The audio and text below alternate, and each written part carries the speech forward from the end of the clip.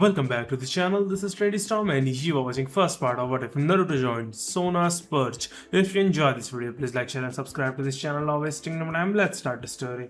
It was a sunny morning somewhere that day is adorned with the sound of birds chirping and the fresh air that the wind brings in makes you want to spend the day relaxing and doing nothing. We now proceed to a different location with trees planted close to a wall. Those trees are not particularly noteworthy. The green leaves have prickly stems and branches that appear sturdy enough to nap on. Everything appears to be normal. Wind gusts cause the branches to tremble for a few seconds, causing a few shoots to follow the wind. It is traveling with the wind and, occasionally, flickering in midair. That's how it stayed until the leaf fell to the ground as well. Sweep before being carried away with a number of other leaves by a broom.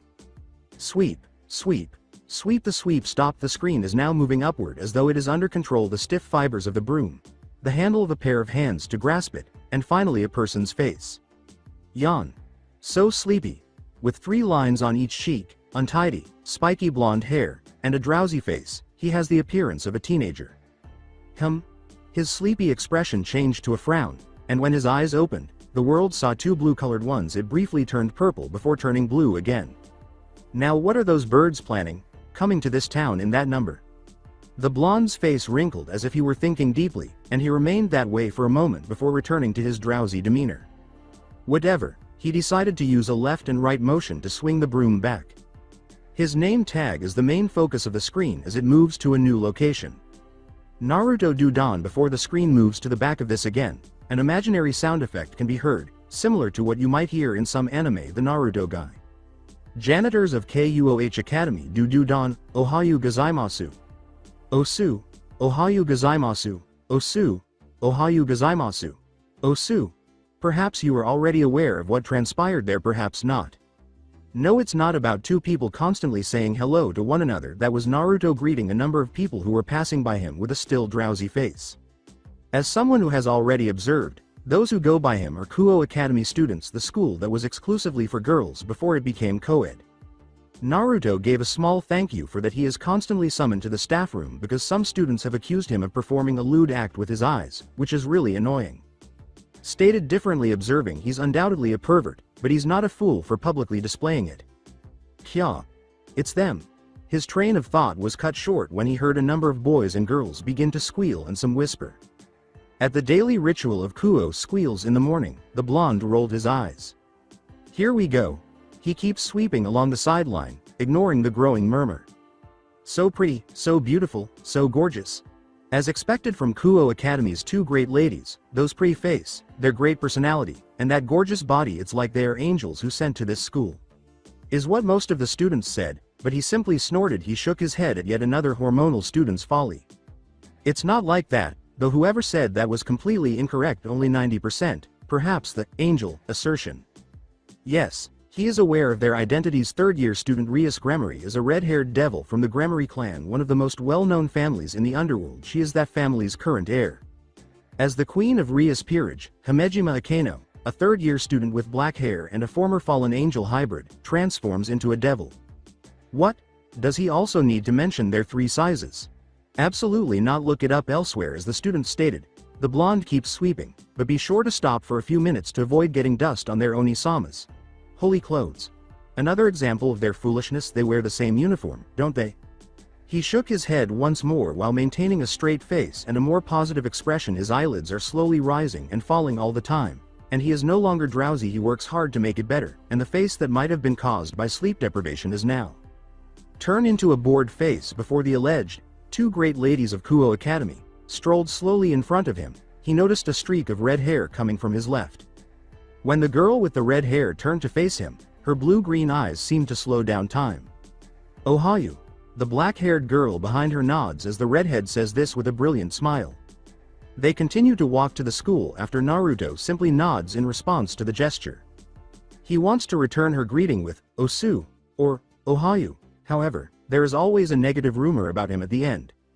When he smiled back at them one day, the students remarked that he was just a lowly class member seeking attention on a different day. He greeted me in a tone of boredom, and there were whispers about how impolite he is. He doesn't need to say anything, so it's easy. As of right now, things are returning to normal, and students are beginning to arrive at school as usual. There were no whispers or murmurs as since one of the problematic things has already been completed, he simply begins to nod off. Taking back the video from Motohama, check reading the Bishonen, check lend Issei some magazine, check give candy to the kitten, check give the grammary girl and her queen a nod, check. Yes, why does he feel as though he has forgotten something when everything appears to be in order? Still, it's already at the forefront of his mind once more. What was it? He chose to ignore it and headed to a tree close to the entrance, ignoring an energy signature he recognized from a long time ago before resting on the tree in slow motion. The blonde janitor closed his eyes and yawned. He's prepared to enter a different reality where he can do anything without fear of repercussions. Then he felt a hard blow to the left of his face. We now concentrated on a group of 3 students out of all the students who attended Kuo Academy that morning. They are also very well liked by the students, despite not being as well known as the 2 great ladies. The leader is in the center of them, a young woman with violet eyes and black hair in a short bob cut, about the same age as the other students in the vicinity. She has on a pair of red spectacles as well. To her right another young woman, taller than the last, with light brown eyes and knee-length black hair with split bangs. She also sports square-lensed, blue glasses with semi-rims. Finally, there is a girl with brown eyes, swept bangs, and a reddish-brown shoulder-length hairstyle with an antenna protruding from the top. Naturally, they wear the same uniform because they are also Kuo Academy students. The girl with violet eyes asked the young woman with long black hair, "Tsubaki, what plans we have today?" "Hi, Kaichu, there is a meeting about school security with the teachers. It seems yesterday trespassing incident caught their attention. After that, school patrolling at noon also. Some students complained about the perverted trio again," said the newly named Tsubaki to the Kaichu. The last thing she said caused the 3 of them to sigh with exhaustion. The girl with the reddish-brown hair grumbled, "Ha, those guys always make us troubled with their behavior." The violet eyes dismissed their unresolved issue with a firm continue tone. What could she say? That's just the way they are, regardless of how many times they are reprimanded. Those 3 continued to do it. Tsubaki nodded in agreement before continuing. "There will be another meeting with Kendo Club and Karate Club after school. It's about adding the equipment in the last," she said, pausing when she noticed the shorter girl in front of her had stopped moving and was staring at something. Tsubaki followed her gaze, now examining the reason behind the shorter girl's halt.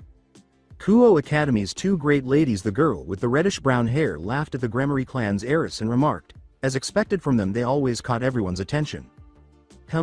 Keicha, isn't that our school janitor in there?" the girl asked, obliviously, not even noticing the young woman's short black hair.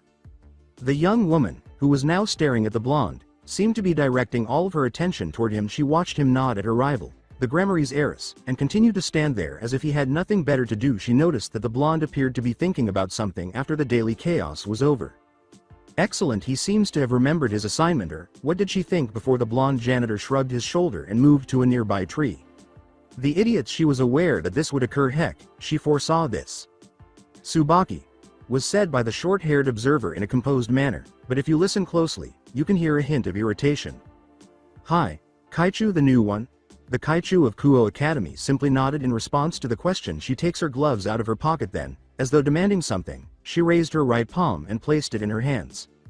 "Number 4, hi. Wait a moment please." The girl with reddish-brown hair is perplexed after seeing it. What's the issue?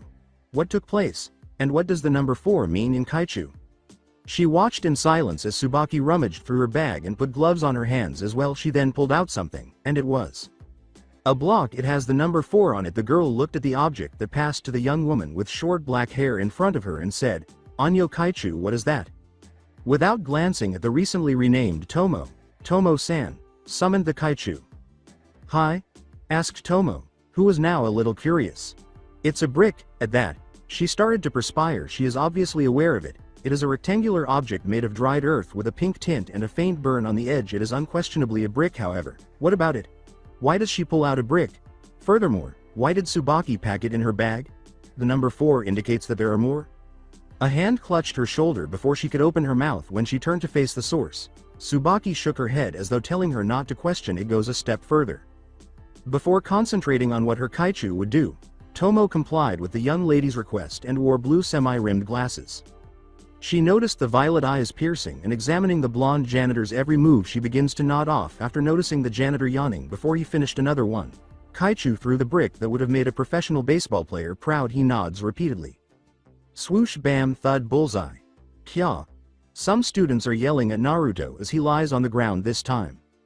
Tomoe is now gaping at the scene, missing the high five that Kaichu and Tsubaki were giving each other. Let's go, Meguri, nothing less, she followed the young woman with the short black hair after giving a bewildered nod. Naruto's only thought was, what the hell? He was aware that something would occur. She threw something at him, and he knew it, but ACT now. A brick. And why on earth does it hurt so much? A student yelled at him, Janitor-san. You're bleeding. Are you okay? Wah, what happened to you? Ah, the nice lady in there, let this unfortunate victim tell you something first. The fact that you said I'm bleeding is clearly shown that I'm not okay. Second, if you want to know what happened to me, nothing, it's just a normal thing that I always bleeding from my head. It's not like a brick near your right foot that still has my blood there is related to what happened here. He genuinely wants to say that, however, the prospect of numerous problems, such as the escalation of negative rumors about him, causes him to halt. An additional female voice asks, what happened? With his face still on the ground, Naruto thought, and the culprit come to the show. Ah, Sauna Kaichu, it's terrible. Janitor-san suddenly falling down and he's bleeding. Explains the girl who serves as cannon fodder in this instance, and, well, at last here is the name of the Kaichu. The newly christened Sauna gave the blonde a, I see, look. What's with that, not interested, tone? Sona said professionally, don't worry, the student council, will handle it from here. I think you should go to your call now. Before returning to the school, the cannon fodder said, all right then. Oh, why are you leaving me just like that? Is this what they call acting as a good person to boost their own popularity? Now that things are back to normal, students are chatting, laughing, and saying hello to each other, ignoring the janitor from their academy who was sprawled on the side of the road behind the student council members of Kuo High School. Sona said to the blonde, wake up. Naruto's head turns to the left between those legs. He could see her soft blue underwear, then he put his face back on the floor. Tsubaki, give me another, the blonde said. Fine, I'm waking up now. Before the Kaichu in front of him could finish. Panting dust in his clothes and pants, he got up from the ground before he lets out a weary sigh. His blue eyes are fixed on Violet eyes. With a deadpan tone, Naruto remarked, geez, here I am trying to relax for a minute and then, someone was throwing me a brick to my head. With a blatantly fake smile, Sona said, Era, good for you isn't it for receiving a love tap in the morning? The blonde pointed his bleeding head and said, what are you, a sadist? Where's the part of love taps at this? Then how about a reminder? For your job, she says, her phony smile vanishing as she looks at the janitor blankly. Naruto gave her the same look in response to the gesture. A reminder? For what? To listening to your other gibberish, Kaichu-san? Sona's eyebrows twitched. Era is one of the staff of our academy. Is this forgetful? I don't know if I have to report this to the teachers, the fact that your tiny brain already gave a task by one of the lovely student council yesterday? Janitor-san? Naruto's eyebrows are the ones that twitched now. And what is this task? Oh, please tell me this helpless person, because there isn't a slight memory in my head about the so-called one of the lovely student council. That's so pitiful of you, for only have a short memory capacity. No wonder you couldn't remember to make sure lock the gate when the bell rings, instead trying to sleep like a homeless goon. With his mouth already open to reject whatever the young woman in front of him said, he attempts to respond. Sona gives him the order to lock the gate today because the regular teacher is having an accident, but he only remembers that he was half asleep. Of course I remember about locking the gate, I'm just taking a nap for a bit. Wow, ignoring your pathetic attempt to lie, how could you stay awake after doing the so-called nap of yours? Given the information from my source that you could doze off for hours with only leaning in someplace I think I remember some animal that has the same trait like a sloth. Thank you. I know I'm cute that make all the girls fall for me, and for your question it's easy. Just tell the stalker that it's a talent I get it when I always listening a nag from a certain person. That person must be so wise, for always lecturing an old pervert with youngster skin. What? A pervert? This is rich to hear it from a Sunere sis Khan who always says, Oni-sama should this and Oni-sama should that. My flabbergasted level is up with this. It's better than a lolicon. Oh, I'm sorry if I don't have the same sick fetish like you, but I really want to know, how do you feel to chase a 5-year-old child's skirt? I have to fill the detail before throw you into a jail? I don't know it myself. The fact that some idiot could mistaken a lolicon for a pedophile, that was a big fail. Listen here, lost lamb, lolicon is a fantasy ball. The two continued to argue while controlling their rage, leaving Tsubaki staring at them like in a daytime TV drama, while Tomoe's eyes remain wide open and her mouth gaping. The girl with the reddish-brown hair shook her head, at last waking up from the she turned to face Tsubaki after revealing an unexpected side of her kaichu. Fuku kaichu, what do I mean? Kaichu is. The person being called turns to face Tomoe. Tsubaki calmly remarked, Tomoe-san, I think you should ask it to kaichu herself later, before turning back to face the quarreling pair.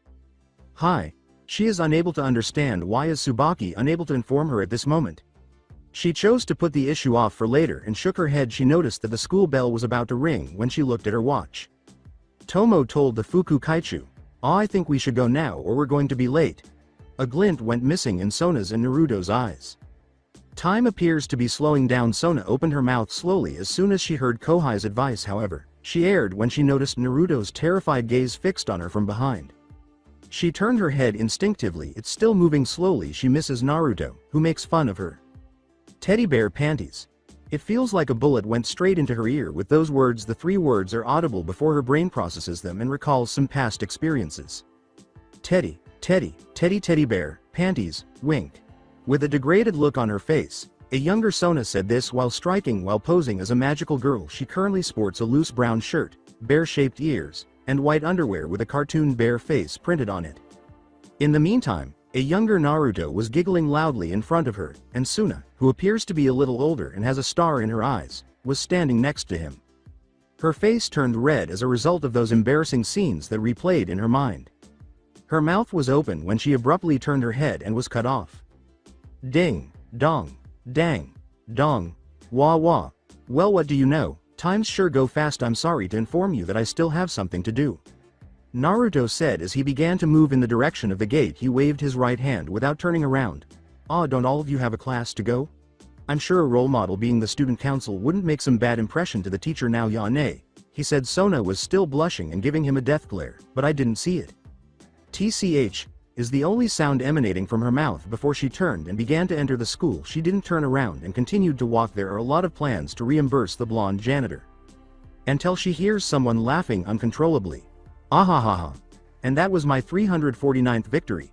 You should already know that you will never win against the great Namikaze Naruto-sama. Sona Tan. BWAHAHA. Bam. Thump. Thank you, Fuku kaichu. You're welcome, kaichu. Another round of applause for their quiet triumph. Behind them, a pair of brown eyes are deadpanly observing the gesture. On my head, Naruto was in the school nurse's room. As soon as he woke up, he makes an effort to recall his recent experiences. Then his mind flashed back to a brick, soft blue underwear, and another brick. TCH, that brat, how dare she water the brick with holy water. It makes sense why it hurts so much. He glances at the window next to him. When he saw the sun's position, he knew it was already afternoon. Okay, in fact, the window reflection had a clock that read 4 p.m. He is therefore certain that the afternoon has arrived. He got up from the bed and cleaned it up with a sigh. He makes sure his belongings are still there and no one has left. Then he opened his pocket and discovered something. It's a message again. You slept in too late, idiot. How inconvenient that I have to send a student to retrieve the gate key so that everyone can leave for their homes. In any case, when you're awake, come see me in the student council room. Sloth. Suna. From the first to the last sentence, the blonde couldn't help but twitch. That damned brat, isn't she herself who made me unconscious? He's sighing again. He scratched his hair in frustration. Better to go now than have to listening her nag again. After saying that, he leaves and makes his way to the student council room. Knock knock. Come in. Outside, a door opened, revealing Naruto staring blankly at the person in front of him behind those mountain piles of paper. He would love to see her. I'll come back later. Wait. It was put together by Naruto. He watched Sona get up and move around the desk. She sighs after continuing to look at him with a calculating expression. What's with that? It can't be helped then, sigh. He noticed that the young lady in front of him had taken something out of her pocket. He becomes tense at the gesture, becoming more alert to the possibility that she might throw another brick at him. He appears to be mistaken, though, as he saw a note instead. She dug into her other pocket and said, "Here, it's a list that you must buy, and here, where is the money again? It's at Tsubaki." There is nothing drier than that in his gaze. He sighs in desperation and rubs his forehead. You call me here only for doing something like this? Violet eyes were blinking at him twice. Yes. He was so furious that his body shook. The hands are clenched. It's for school's necessity. The blonde moves forward, snatches the note roughly, and reads it. He has something to say. The mouth has already opened, but nothing has emerged. He just let out another weary sigh. Just give me the money and I'll go. Alright, hold on a second, I'll go find Tsubaki and request the money right away. She left after saying that for several minutes, Naruto stood motionless inside, staring at the door before returning his attention to the stack of papers on Sona's desk. Another extra work then. From above the papers, a magical array of white and blue was visible as his hand extended. In another location, we now see Naruto strolling while reading a manga and occasionally letting out a perverted laugh. He ignores the numerous eyes that are directed at him, some of which are confused, some of which are scared, some of which are disgusted, and some of which are lustful, as he continues to concentrate on the manga. Don't inquire about the previous one. He continues doing that while the sun is showering him in red, indicating that day will soon give way to night. Oh, the end of date event is about to happen when the main hero finally asks the main heroine out on a date after promising to take her out on a date if the main hero wins a battle. The blonde felt a knot in his throat before he read the next page of his manga. Isn't it a typical old shonen manga? There was a little puff of smoke when his right fingers snapped, and he grabbed something before revealing a can of Coke in his right hand. After Naruto opens the can with his finger and drinks the Coke, the blonde janitor notices something strange and turns to the right to see a person he recognizes as a friend. Well, Issei? In actuality, Kyoto Issei, his brown-haired friend, was standing in a park, and it appears that he was not alone. Isn't that a fallen angel? Why would she is pursuing the object inside his body? Naturally, what he refers to as the thing is nothing more than something unique, such as a sacred gear, a strong bloodline, or a rare energy. At the appropriate moment, he would stop any negative things from happening to him. Let's keep reading his manga for the time being. Hee. The main heroine is now seen laughing in a scene with a sparkling background. Ahahaha. Naruto overhears a woman laughing. Today was definitely enjoyable. Now, the main heroine is grinning contentedly at the hero. It sure was fun today. He looked at the source and saw that it was the fallen angel speaking in the same female voice he had heard earlier. Well, I wonder, as he reads the material, he glances at his manga. Hi, Ishii-kun. Yuka-chan. What is that? Naruto turned to face his friend again. Hey, Issei-kun. Yuma-chan. What's that? His eyes glowed like a bright star, and he looked excitedly at his manga once more. Very interesting. Can you hear what I want to do to commemorate our first date? Ishii asks Yuka, the heroine, in a timid manner. What wish do you have? Curious, Ishii asked back. Reflecting on reality once more, to commemorate our first date, I want to do something. Do you hear what I'm wishing? The fallen angel timidly asked. What wish do you desire? In a pitiful tone, Issei asked back, oh, whoa. The blonde turned to the next page of his manga and read on, only seeing Yuka's expression on one complete page. Are you going to kiss me? With blushing and beseeching eyes, Yuka questioned the hero. Taking another look at Issei. For me, will you die? Go back and look at wait, well? Did he hear it incorrectly? He turns the manga to a few earlier pages and reads it again, this time with great fervor. Today was definitely enjoyable, Yuka, who was now grinning contentedly at Ishii, said. Hi, Ishii-kun. Yuka-chan. What is that? Can you hear my wish? I want to do something special to commemorate our first date. Ishii asks Yuka, the heroine, in a timid manner. What wish do you have? Curious, Ishii asked back. Are you going to kiss me? With blushing and beseeching eyes, Yuka questioned the hero. He discovered something unexpected when he looked back at reality. Issei is lying on the ground with a light-based spear lodged in his stomach, and the fallen angel has already left.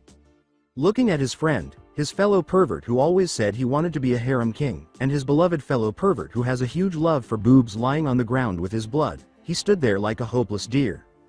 He shifts his legs muttering, to the other direction.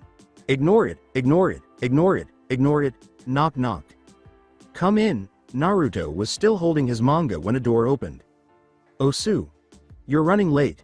He blinked at that for some reason. He wanted to make a pathetic excuse for the young woman in front of him, but the gloves he saw in her hands distracted him. Well, apologies. He was relieved to see Sona nod and remove her gloves. The Kaichu grabbed a cup and walked over to the window, occasionally taking a sip from it. So, what took place? You're not usually this late, Sona said, continuing to gaze out the window. While facing her back, Naruto may appear composed, but his inner thoughts are focused on how to get out of this predicament. Come on, Naruto, consider.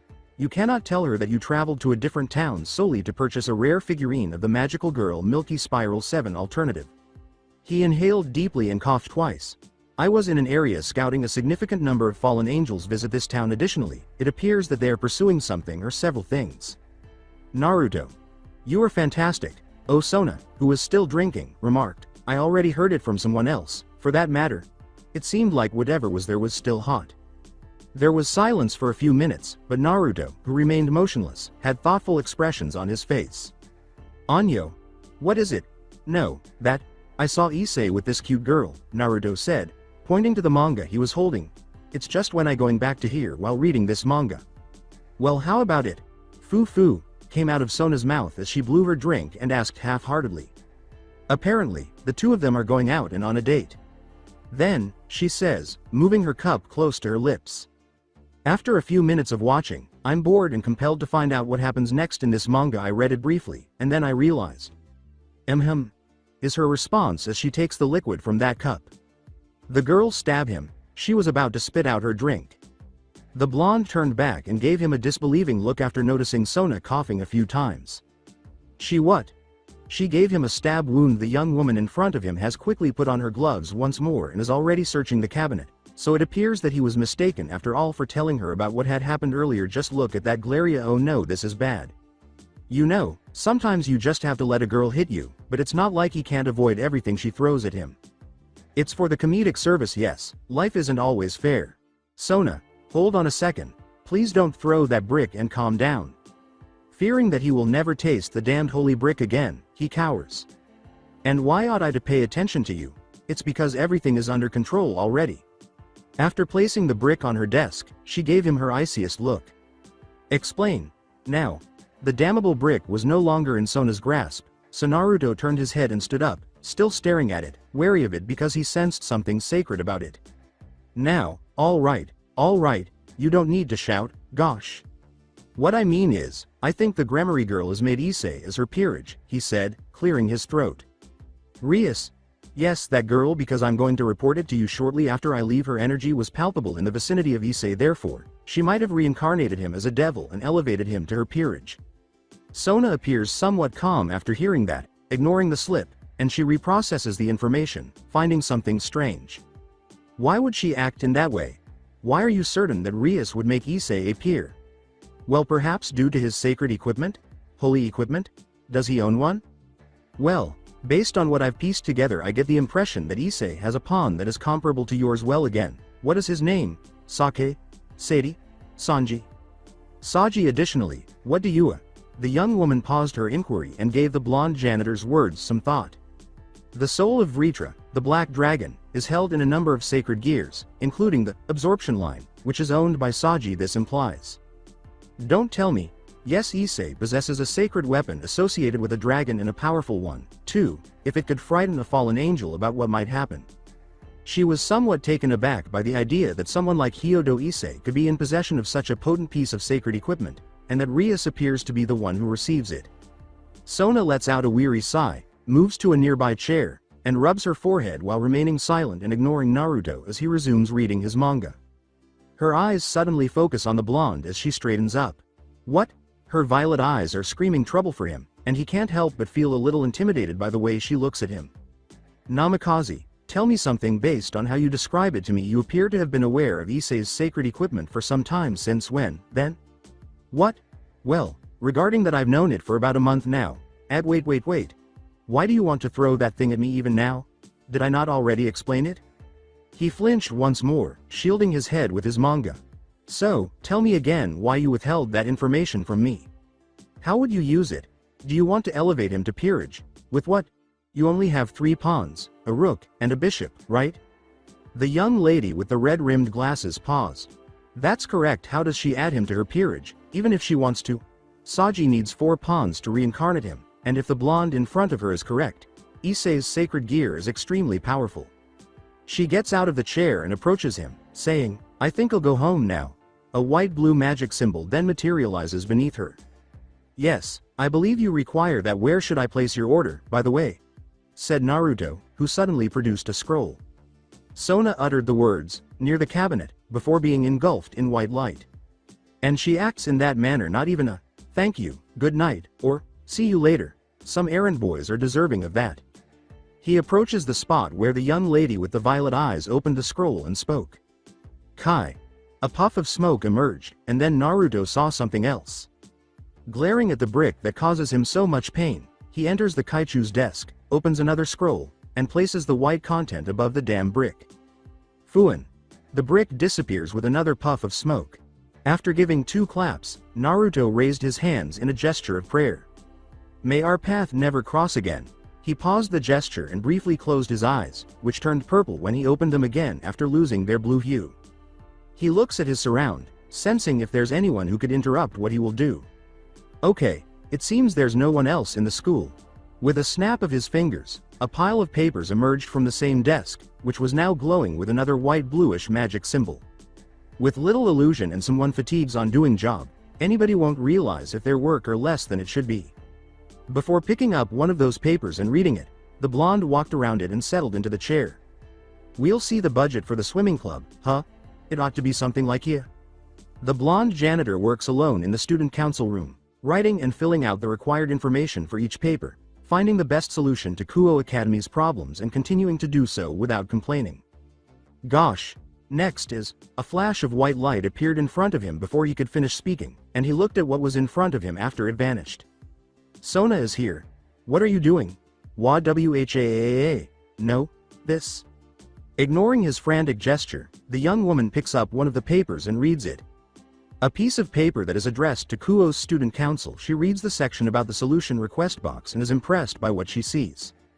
Sona said in an unintelligible tone, Namikaze. Naruto stopped halfway through his attempt to slip out of there.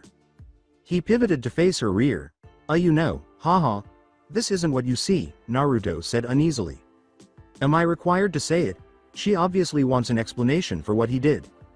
Naruto, who is aware of it, simply gives her what she desires. Yes, the person who fills it is me. Why? The blonde sighed again. The two have already made it a habit to sigh whenever they are together, whether in public, at a meeting, or even just passing by. Perhaps this is because they understand one another, but he is unaware of it. Your family clan has been having trouble lately, correct? Additionally, you must play a significant role in finding a solution as the heiress. What the heck? Sona, still avoiding the blonde, asked. So you could get a rest, idiot. When she heard that, her violet eyes widened for a second, but Naruto couldn't really see it. I don't comprehend. Since I am the heiress of the Citree clan, I must put my clan's problems first. For me, skipping a night or two of sleep is normal. Naruto muttered, this is why a brat is, before continuing in an open manner, it's because I'm worried about you. Well, you must work as Citree's heiress at night and as student council in the morning. The devil's mind is the same as a human's, regardless of how strong their body is. Even a small amount of stress could have an impact on their body. I see. Naruto nods, satisfied that she understands. However, work is work. There won't be any purpose to do it if it's not me. Naruto scowled at that. Hadn't she heard that he was concerned about her before? You, Sona interrupted, saying, well, if you want to help me that badly, no, she said, shaking her head, correcting herself. Namikaze, after school from now on until the Citree's clan issue is resolved, you will assist me in completing all of the student council's paperwork here. The blonde continues to object. Isn't it equivalent to forcing her to work? Bu, and I take no for that. His body shook and his hands tightened. Iu, that's GAAH. He slouched wearily after frantically scratching his hair. Fine. With a sad expression on his face, Naruto approached her, wanting nothing more than to complete those papers. Wait, Sona stopped him just 2 paces from his position. What, could you prepare me some tea? I'm thirsty. After muttering a few incomprehensible words, Naruto turned around and proceeded to the door. Wait, what now? With his hand already on the doorknob, he yelled without turning around. I'm grateful. Naruto, his eyes widened at her honest words. In fact, it had been 3 years since she had first arrived at this school that he had heard a young woman with short black hair mention his name. Before opening the door, he grinned and gave a gentle snort. Hi. Without turning around, the blonde left the room, finishing his sentence before shutting the door. My king-sama. Perhaps Naruto would notice that lovely smile on Sona's red-tinted face if he turned to look back and pay closer attention to the window. What is he doing in here, Kaichu? The person who said it is a young man wearing the school uniform of the Kuo Academy boys, with short blonde hair and gray eyes. Tsubaki and Tomoe are among the 5 individuals behind him. The male student asked that question because he was seeing someone who wasn't a member of the student council at Kuo Academy at the time. The janitor, Naruto, Osu, while concentrating on completing the paperwork in front of him, greet the spiky blonde without glancing at the questioner. You understand, I believe I am now regretting helping you in the morning. Why can't I just do this like yesterday after school? While responding to a request on the paper, Naruto asked Sona. Did you not hear me earlier? Sona calmly explained. We have a meeting with all of the teachers later. However, it prevents me from napping, Naruto whimpered. You can take it as much as you want later at night. It's different, though. How? Because we refer to that as sleeping, no snooze. It sounds same to me. Do you not understand? Listen, taking a nap will make you feel blessed rather than sleeping because you're exhausted. Your body knows when to nap, but when you sleep, you just lie down and don't wake up for more than 2 hours. Furthermore, since you have nothing to do, you could only nap while relaxing rather than sleeping. Do you get it now? No, why not? Why didn't I already explain it to you? Because it sounds same to me. Do you not understand? Listen, taking a nap will make you feel blessed rather than sleeping because you're exhausted. Your body knows when to nap, but when you sleep, you just lie down and don't wake up for more than 2 hours. Furthermore, since you have nothing to do, you could only nap while relaxing rather than sleeping. Do you get it now? No, why not? Did I not already explain it to you? Why, then? Because it sounds same to me. Do you not understand? Listen, taking a nap will make you feel blessed rather than sleeping because you're exhausted. Your body knows when to nap, but when you sleep, you just lie down and don't wake up for more than 2 hours. Furthermore, since you have nothing to do, you could only nap while relaxing rather than sleeping. Do you get it now? No, why not? Did I not already explain it to you? Why, then? Because it sounds, and it just kept repeating itself. Ignoring the stunned looks from everyone else in the room, the two continue their conversation in a calm, flat tone. Anyo Kaichu. After hearing it roughly 10 times, the short blonde who had just woken up from those hypnotic conversations asked. I apologize, Saji. As you can see, he's doing school's paperwork with me, said Sona to the newly named Saji. Didn't see those disbelief looks from the group. And Naruto, quit complaining and get that work done already, which the spiky blonde janitor responded with a lazy, hi. Sona, I've already addressed every request made by school clubs regarding equipment and room arrangements. I will now complete the registration of new club members. Thanks, was said by Sona as she turned to face Naruto before continuing with her task. Despite all the odds, the others are intrigued by the casual conversation between the janitor of their Kaichu and the Kuo Academy and their professional workaholic demeanor. Why does Kaichu use his given name when addressing him? But why are you allowing Namikaze-san to do it, Kaichu? You know, he's just a janitor. What if he did something wrong? A young girl with blue-green eyes and white hair that hung an inch past her shoulder said. Sona smirks in response to the question itself. So, why don't you see it for yourself? What he does is, every member of the Kuo Student Council follows their Kaichu's instructions. After reading what was inside, they grab one and start to perspire. The Kendo Club has requested a new set of equipment because we cannot allow those germs to contaminate Kiba-sama's skin. You can ask Namikaze-san, the janitor, to do it for 150 yen per set, but if you really want a new one, you can order it through Naruto Express, and he'll give you a 30% discount. Don't worry, I think just cleaning the equipment with water and cloth will do that. Scrubbing it on every part repeatedly will make those germs go away. Please take action. I believe the literary club needs a new room because the one we currently have is uncomfortable for us. The sounds made by the Super Rock Metal Club are too loud, making it difficult for us to read in peace. Answer. I personally advise you to move out of the room where your club currently occupies, and if you have any trouble doing so, Naruto-san the janitor could do the moving for 700 yen. If you would like to check out the empty room on the 3rd floor of the schoolhouse, come to us to fulfill the requirements before moving. By the way, I heard that the literary club has too many books in there and needs some space for the next book that is coming. Request.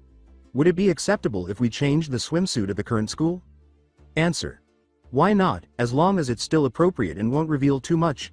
Well, but you should show us the design first so we can evaluate it. Speaking of design, I've heard our janitor, Naruto-san, is a really good illustrator.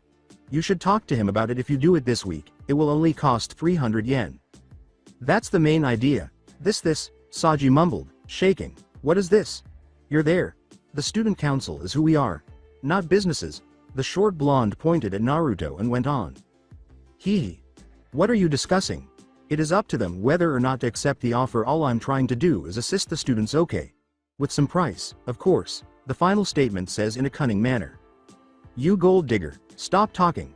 All of the members, with the exception of Sona, are tense because they perceive something different from the janitor in front of them when Naruto abruptly stops and changes his aura. "You say you're a gold digger?" A quiet murmur that was audible to the others came from Naruto's mouth. "Yes.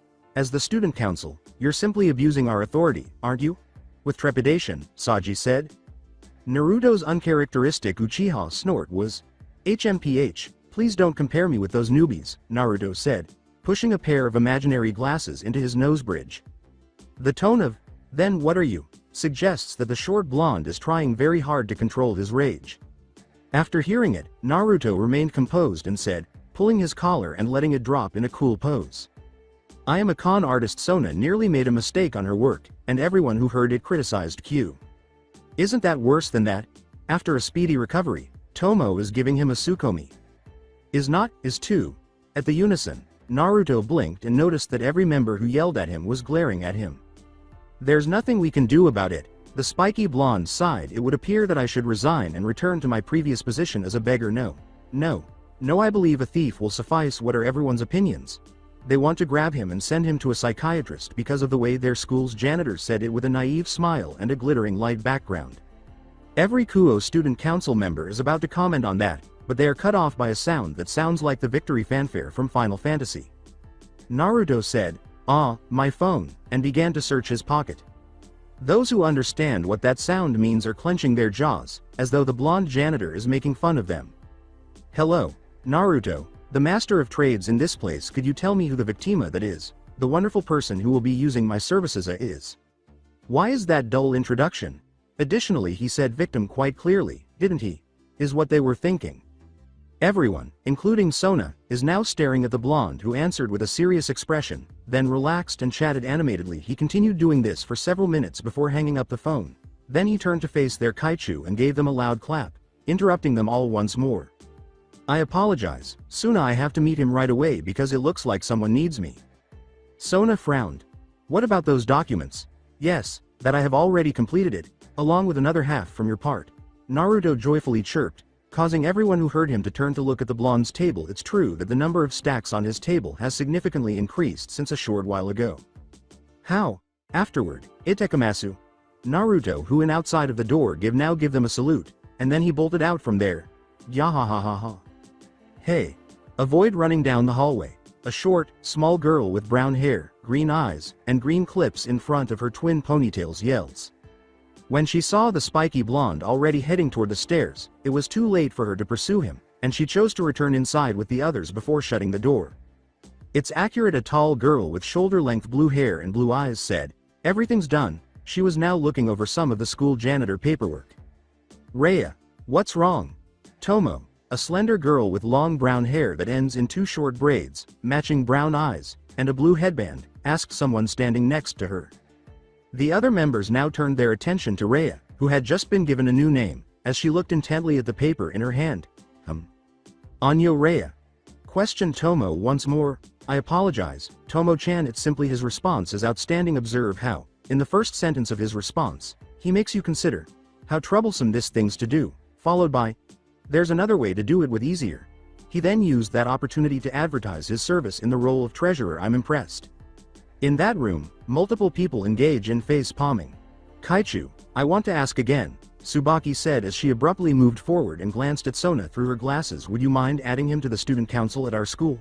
Why don't we make him a devil and add him to your peerage?" The others who heard it already understand what those words actually mean. "I refuse to do that," Sona stated coolly. Silently, Sona added, "Besides, he is already one of you." "But why?" "According to his appearance, he is no older than 18 years old." Sona scoffed, but Tsubaki ignored it and went on. "And consider the benefit of it. We could do this after he completes all the paperwork." Tsubaki used another word with a hidden meaning, something else, which the others simply translated as, "He will do all the paperworks while we could laze around." "Agreed," was immediately raised by the twin-tailed girl and Tomoe. "All right, if that's how Fuku Kaichu put it, Tsubasa-san, I believe it's not all that horrible." To the blue-haired girl who had just been given the name Tsubasa, the white-haired girl said, "An extra hand wouldn't be bad, Momo-san." Tsubasa nodded to the girl with white hair who went by Momo. "A friend who is male, huh? Fuku Kaichu, that's a great idea," Saji said with a smile of approval. From Tsubaki on the left to the twin-tailed girl on the far right, whom Sona identified as Nomura Ruruko, she can see every one of her servants. The young lady directed her violet eyes at something on their back, on those dark auras that are concealed behind the phony accepting attitude, but she doesn't notice that they all have joyful smiles with a glittering background. She takes great pride in their ability to be devilish. The atmosphere was reminiscent of a mediocre drama film as the Citri heiress got up and walked toward the window. Even so, I think that concept is fascinating. I still refuse to do that. However, why Kaichu? I don't understand, Tsubaki obstinately questioned. Sona lets out a weary sigh as she looks out the window, ignoring Naruto, who is running toward the gate, performing handsprings, side flips, and back flips while rolling 3 times in the air before landing with his feet on the ground. He then keeps running like a crazy person, his hand in the air the entire time. Yes, just disregard that. Tsubaki, he's my childhood friend. As you are aware, everyone is shocked by the information alone, with the exception of Sona and Tsubaki, Sona said, closing her eyes. Hi. Even though it's difficult to acknowledge, we have spent practically all of our time together. It is true that Naruto is a genius. I've never been able to outsmart him, even from a long time ago, unless he allows himself to lose, was another startling revelation to the student council members. They were aware of Kaichu's intelligence, but to learn that someone could defeat her. Kaichu, if that is true, that increases our chances of getting him here, doesn't it? After all, he's your childhood buddy, Momo remarked, bewildered. Then, answer me, Sona said, turning back to face each of them. Where do you draw the line between genius and crazy? The others said, I see, as they shifted their eyes. Because nobody in that room was able to see the tears of desperation in her eyes. In another location, we see Naruto waiting for someone while sitting in a single spot at an open cafe, with couples flirting with one another practically occupying the entire space. His expression suggests that he doesn't pay attention to anything around him, as evidenced by the way he fell asleep as if he had been rejected before confessing to a girl.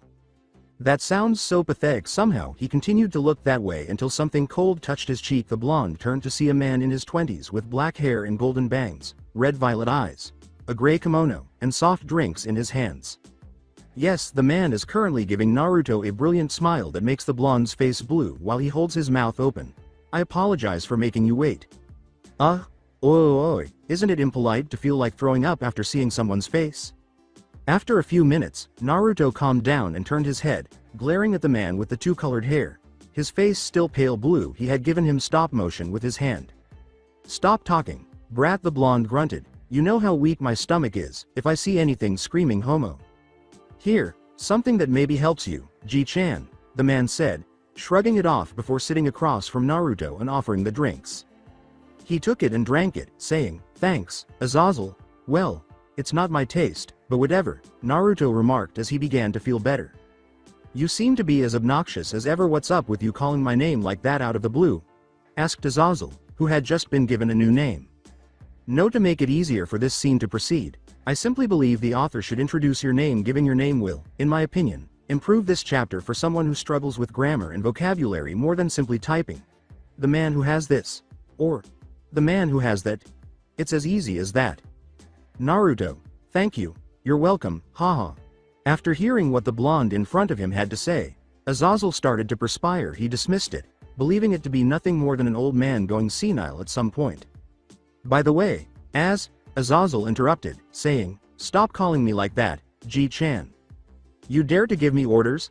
Naruto asked in a cool, lethal tone. I apologize, the elderly man said pitifully. Naruto nodded as he went on, all right, what topics would you like to discuss? Oh, there is something I want you to do, Azazel said, clearing his throat while attempting to look past that obnoxious moniker and give Naruto a serious look. You know the rules, Naruto sighed and said to him. As long as it doesn't involve dimension transfer, time travel, or the destruction of the world, isn't that right? Do not be alarmed, Ji-chan, I remember the rules even though I've already fallen. With intense blue eyes, the red-violet one is searching for anything that could lead to deceit. After searching for a few minutes without finding anything, Naruto kept drinking. So, what is it? Azazel grinned in relief as he asked in a casual manner, a number of people from my kind. Well, forget it, you are aware that there is a problem with the fallen angels congregating in one location. Naruto simply nods in response to the statement, saying, It began when I gave one of them instructions to observe someone, however, it turned out to be an error. Instead of following my instructions and fleeing, she killed him in her own act. The reason behind her actions is unknown to me yet. And this individual is now a teenager named Hyodo Issei, correct? Simply send the request. I already understand the main idea of it. Then, it speeds up this discussion. Please verify for me, G-chan, that the boy's sacred gear is Red Dragon Emperor. It's easy. All you need to do is watch him for a while before reporting it to me. The one from Wales? Yes, well okay, I'm good with that. But I have to wait. G-chan, did you just say yes? Yes. Instead of listening to your justification, I would like to know what kind of items you plan to offer as payment. Just so you know, I don't think your toys are interesting. The man with the two-colored hair blinked at that casual response before bursting into a fit of laughter that caused everyone to turn to stare at him. His laughter lasted only a short while before he stopped and turned to look nostalgically at Naruto. You haven't changed even after we've finally met in this way. After all these years, the thing that I appreciate most about you is your casual yet direct response. Azazel gives Naruto another brilliant smile. G-chan, while the blonde's response is Biwi. He's already vomiting on a trash can close by. He receives varying reactions from those who hear the conversation. Some are disgusted, some understand, some are sympathetic, and some are thrilled. You bast Biwi. After 3 moments of vomiting, we now see Azazel with a bump on his head and a marginally improved Naruto. Aside from that, I already accept your request. What is the payment now? Azazel, who applies healing magic to his head, paused abruptly, smirked, and then reached into his sleeves to retrieve something. That's tap, tap, tap. A blur of a figure moving steadily in the distance, his footsteps echoing in every direction as a gust of wind suddenly passes by, creates the impression that 2 cowboys are engaged in a death-defying duel, except that this time, the figure is walking alone. Foo. His blonde spiky hair started to show through as he let out a snicker. Foo. Triple A ha ha ha ha. In addition to making the cats in the area hiss, those evil villains' laughter also causes a mother to drag her son away. With his eyes closed and a proud smile on his face, Naruto rummages through his pocket. Never thought the damn brat is who has it at last, following those arduous travels to look for it at last. He produced 3 rectangular items that appeared to be made of plastic. It features the same image of a curvaceous woman with long black hair, but each object is dressed differently. In the lower left corner, there is what appears to be a stamp with the red mark, R18, for adults only. In essence, it's porn. Woo. Milky Yui Neon is a rare DVD edition that I never imagined receiving. There are 3 different kinds of medium elevated lunatic version as well. Like a child receiving their first Xbox, Naruto yelled, missing a pair of brown eyes staring at him dryly. His eyes never leave the so-called Milky Yui Neon rare edition as the blonde begins to run in a circle while still holding the porn in the air. Namikaze, what are you doing? Then he stopped and noticed the same girl with the reddish-brown hair who had been in the student council room earlier, looking to his left. He uses magic to put the porn on his pocket dimension while hiding it behind his back, then he coughs and gathers himself. Nothing, is Naruto's blatant dismissal. By the way, you two, how come you're in here? He wrinkled his face and said, before realizing, what are you doing in here? Toto-chan. What is your name? Toto-chan. Toriko, incorrect. A raider of tombs. What the fuck is Tomb Raider? Tomo is here, Tomo Meguri. Furthermore, what sort of parent would give their child the name Tomb Raider? Tomo pointed to the blonde janitor and yelled. Ahahaha. Don't dismiss it with a laugh. Naruto makes a gesture of appeasement. I apologize, Mama. Well, let's get back to the question, how come you're in here? Tomo cchi. Aren't you doing it on purpose? What are you doing? She's dying to punch that naive smile. Ratatata. She'll punch him in the face after smashing that phone. Before answering it, Tomo noticed the blonde searching in his pocket and took out his phone, which was still playing that annoying ringtone.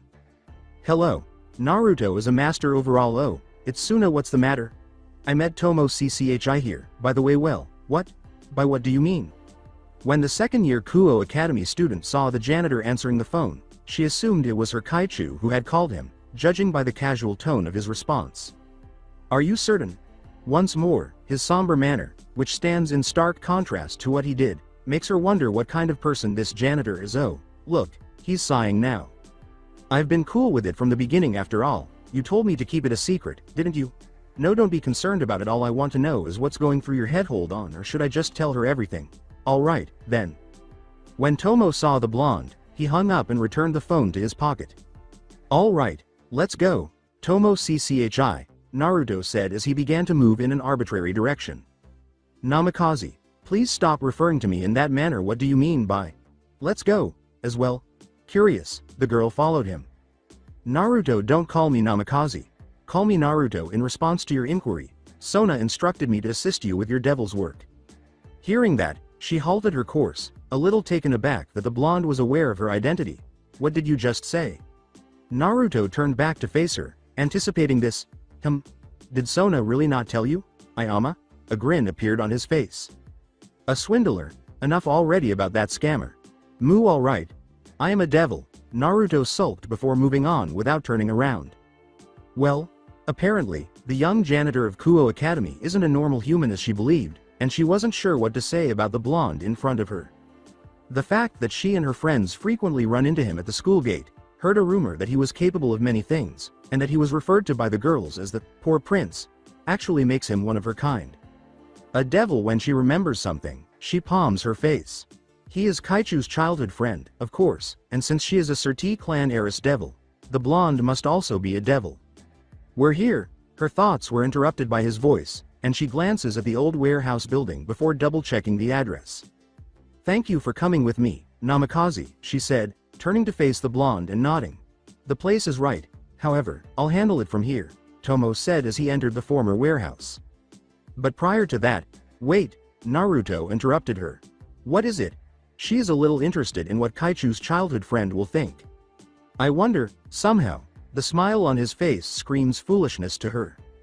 Creak dumb. The sound of an old door being opened and closed by someone in an empty warehouse, where the interior is neither overly bright nor dark, is followed by a figure moving to the front and revealing Tomoe through a window.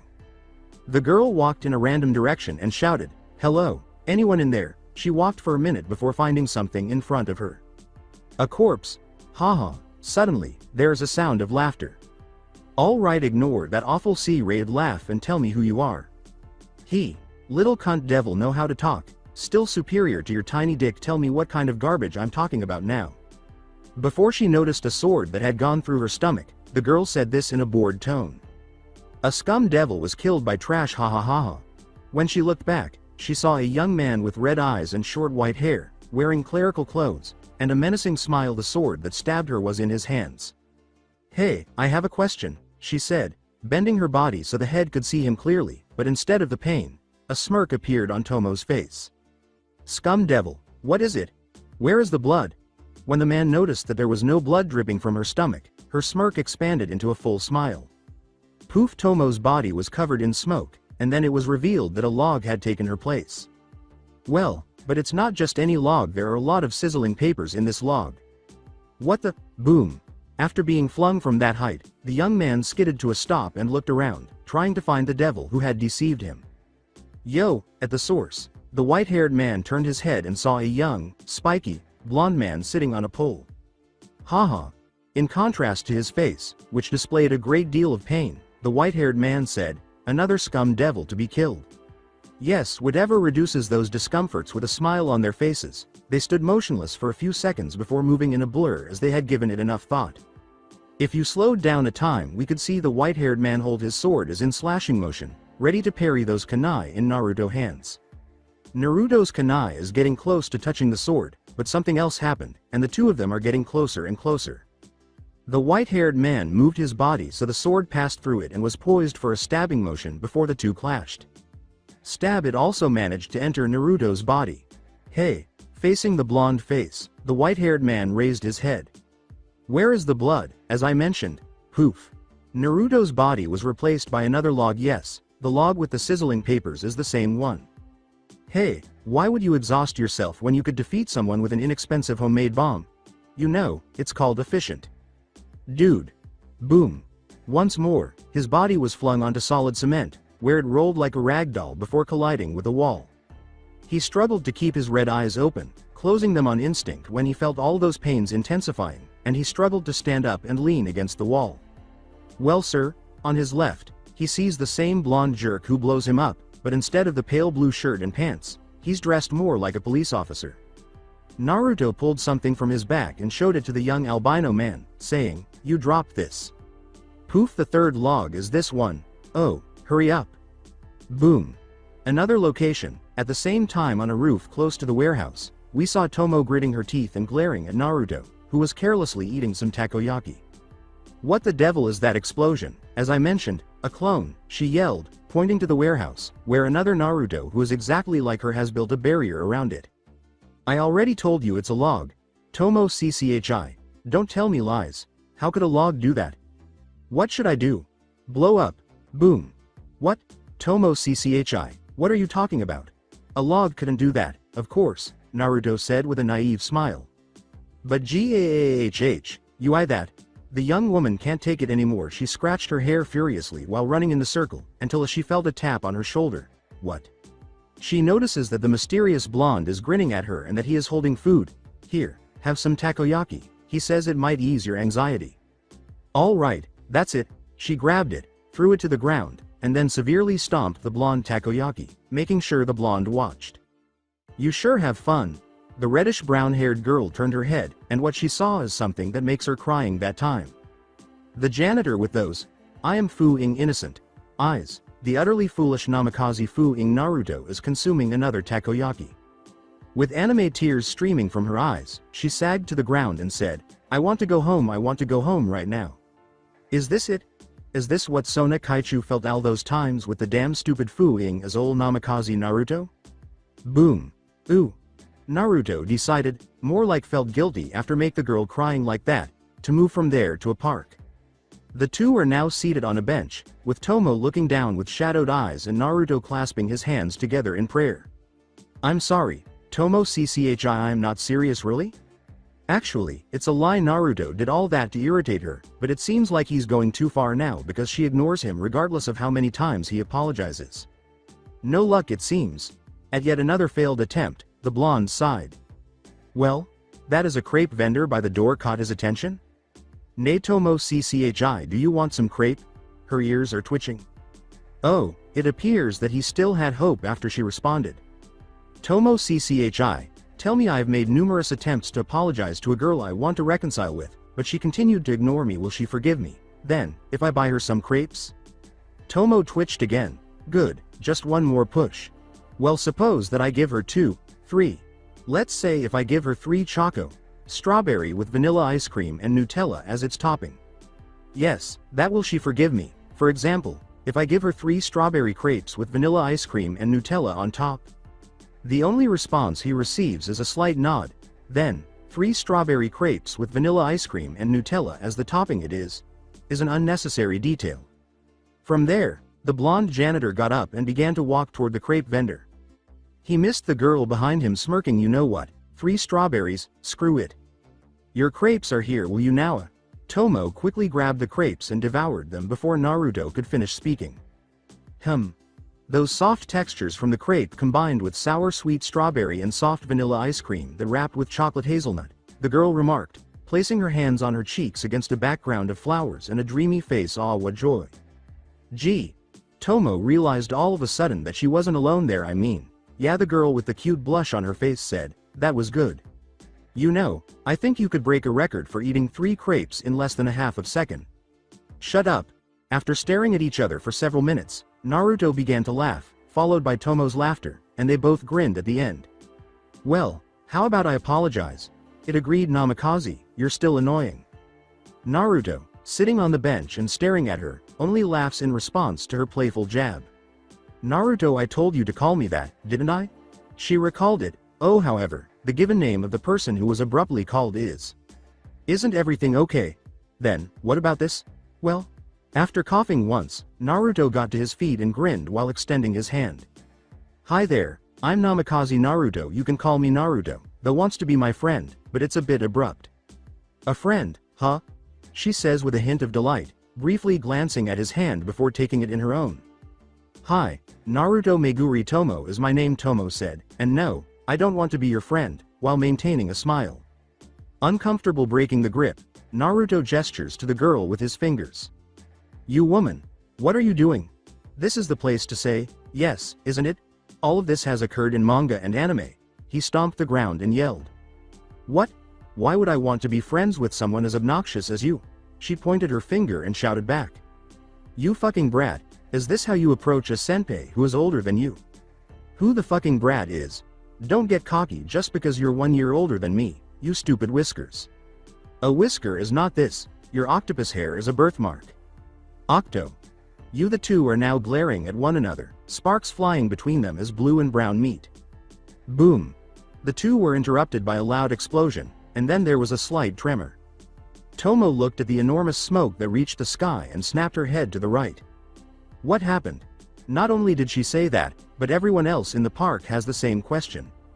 Hold on that location as if it deviates from the path of this park.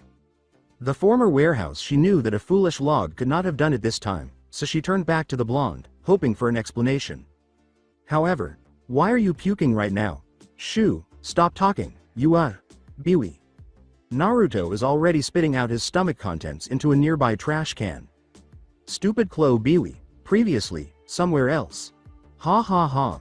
The only thing visible in the dark warehouse is the same young man with white hair who is staring at the darkness ahead of him. Heavy trousers can be heard. Oofufufu, I don't expected that you could endure it so long. In front of the man with white hair, there is a figure making their way to a brighter spot. Naruto, or at least his clone, is depicted with a twisted face. Ignoring how terrified the albino man was as he crawled back and got stuck by a wall, Naruto approached him slowly. Why are you so scared? Naruto asked in a tone that was unsettlingly lustful. He approached the albino man and gently rubbed his cheek, saying, Don't worry, this Oni-san will teach you all the pain.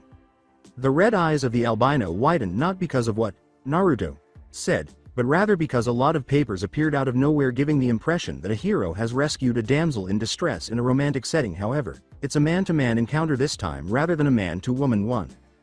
When Naruto licked his lips and said, Let's go on, tenderly. He snapped his fingers, and all I mean, every single one of those papers is hot. The young man with the white hair can only say, Foo. Boom. That's what took place, but Naruto wouldn't tell the girl, and to summarize, Naruto's trademark clone is the reason for the explosion. Yes, the one that, when dispelled, could share its experience. As soon as they assume that the glitch clone is responsible for the explosion, and the regular clone is responsible for maintaining the barrier as a result, when the glitch is distributed, the original and the typical clone both experience it. The barrier also vanishes when the typical clone suffers mental damage and resulting in the way the explosion is visible. Biwi, Naruto, who is still throwing up, has turned very pale. Yuwa. How many times again? 7, 9? Tomo asks in surprise, as she never imagined seeing someone throw up for so long. I never thought this day would come, the day when I died because of puking. Biwi. Tomo can't help but be pleased with how miserable her academy's janitor is right now. Biwi, so this is Kuo Academy, huh? A figure standing in front of the gate to Kuo Academy, said a girl with blue eyes and blonde hair styled in twin short-side ponytails. She is dressed like a gothic Lolita and appears to be around 15 or 16 years old. The girl enters and surveys the area. The fountain, buildings, and trees all resemble a typical school, despite the presence of some devils. Her name is Mittelt. You see, she was sent to Kuo Academy as a fallen angel to learn more about the Gremory heiress and her servants. In any case, the Gremory girl's chances of defeating her group are slim. However, Reynal-sama, her boss, wants to make sure that nobody gets in the way of their planned ritual for tonight. That's enough about it. Just focused on her mission for the time being. When she spots someone behind the fountain, she stops moving. The man sweeping right now has spiky blonde hair and is dressed in light blue pants and shirts. She looks closely and notices something on his back. A janitor. The older blonde abruptly stopped and looked around as if she could read her thoughts. Mittelt immediately hides behind a tree close to the gate, forgetting she is only a guest there.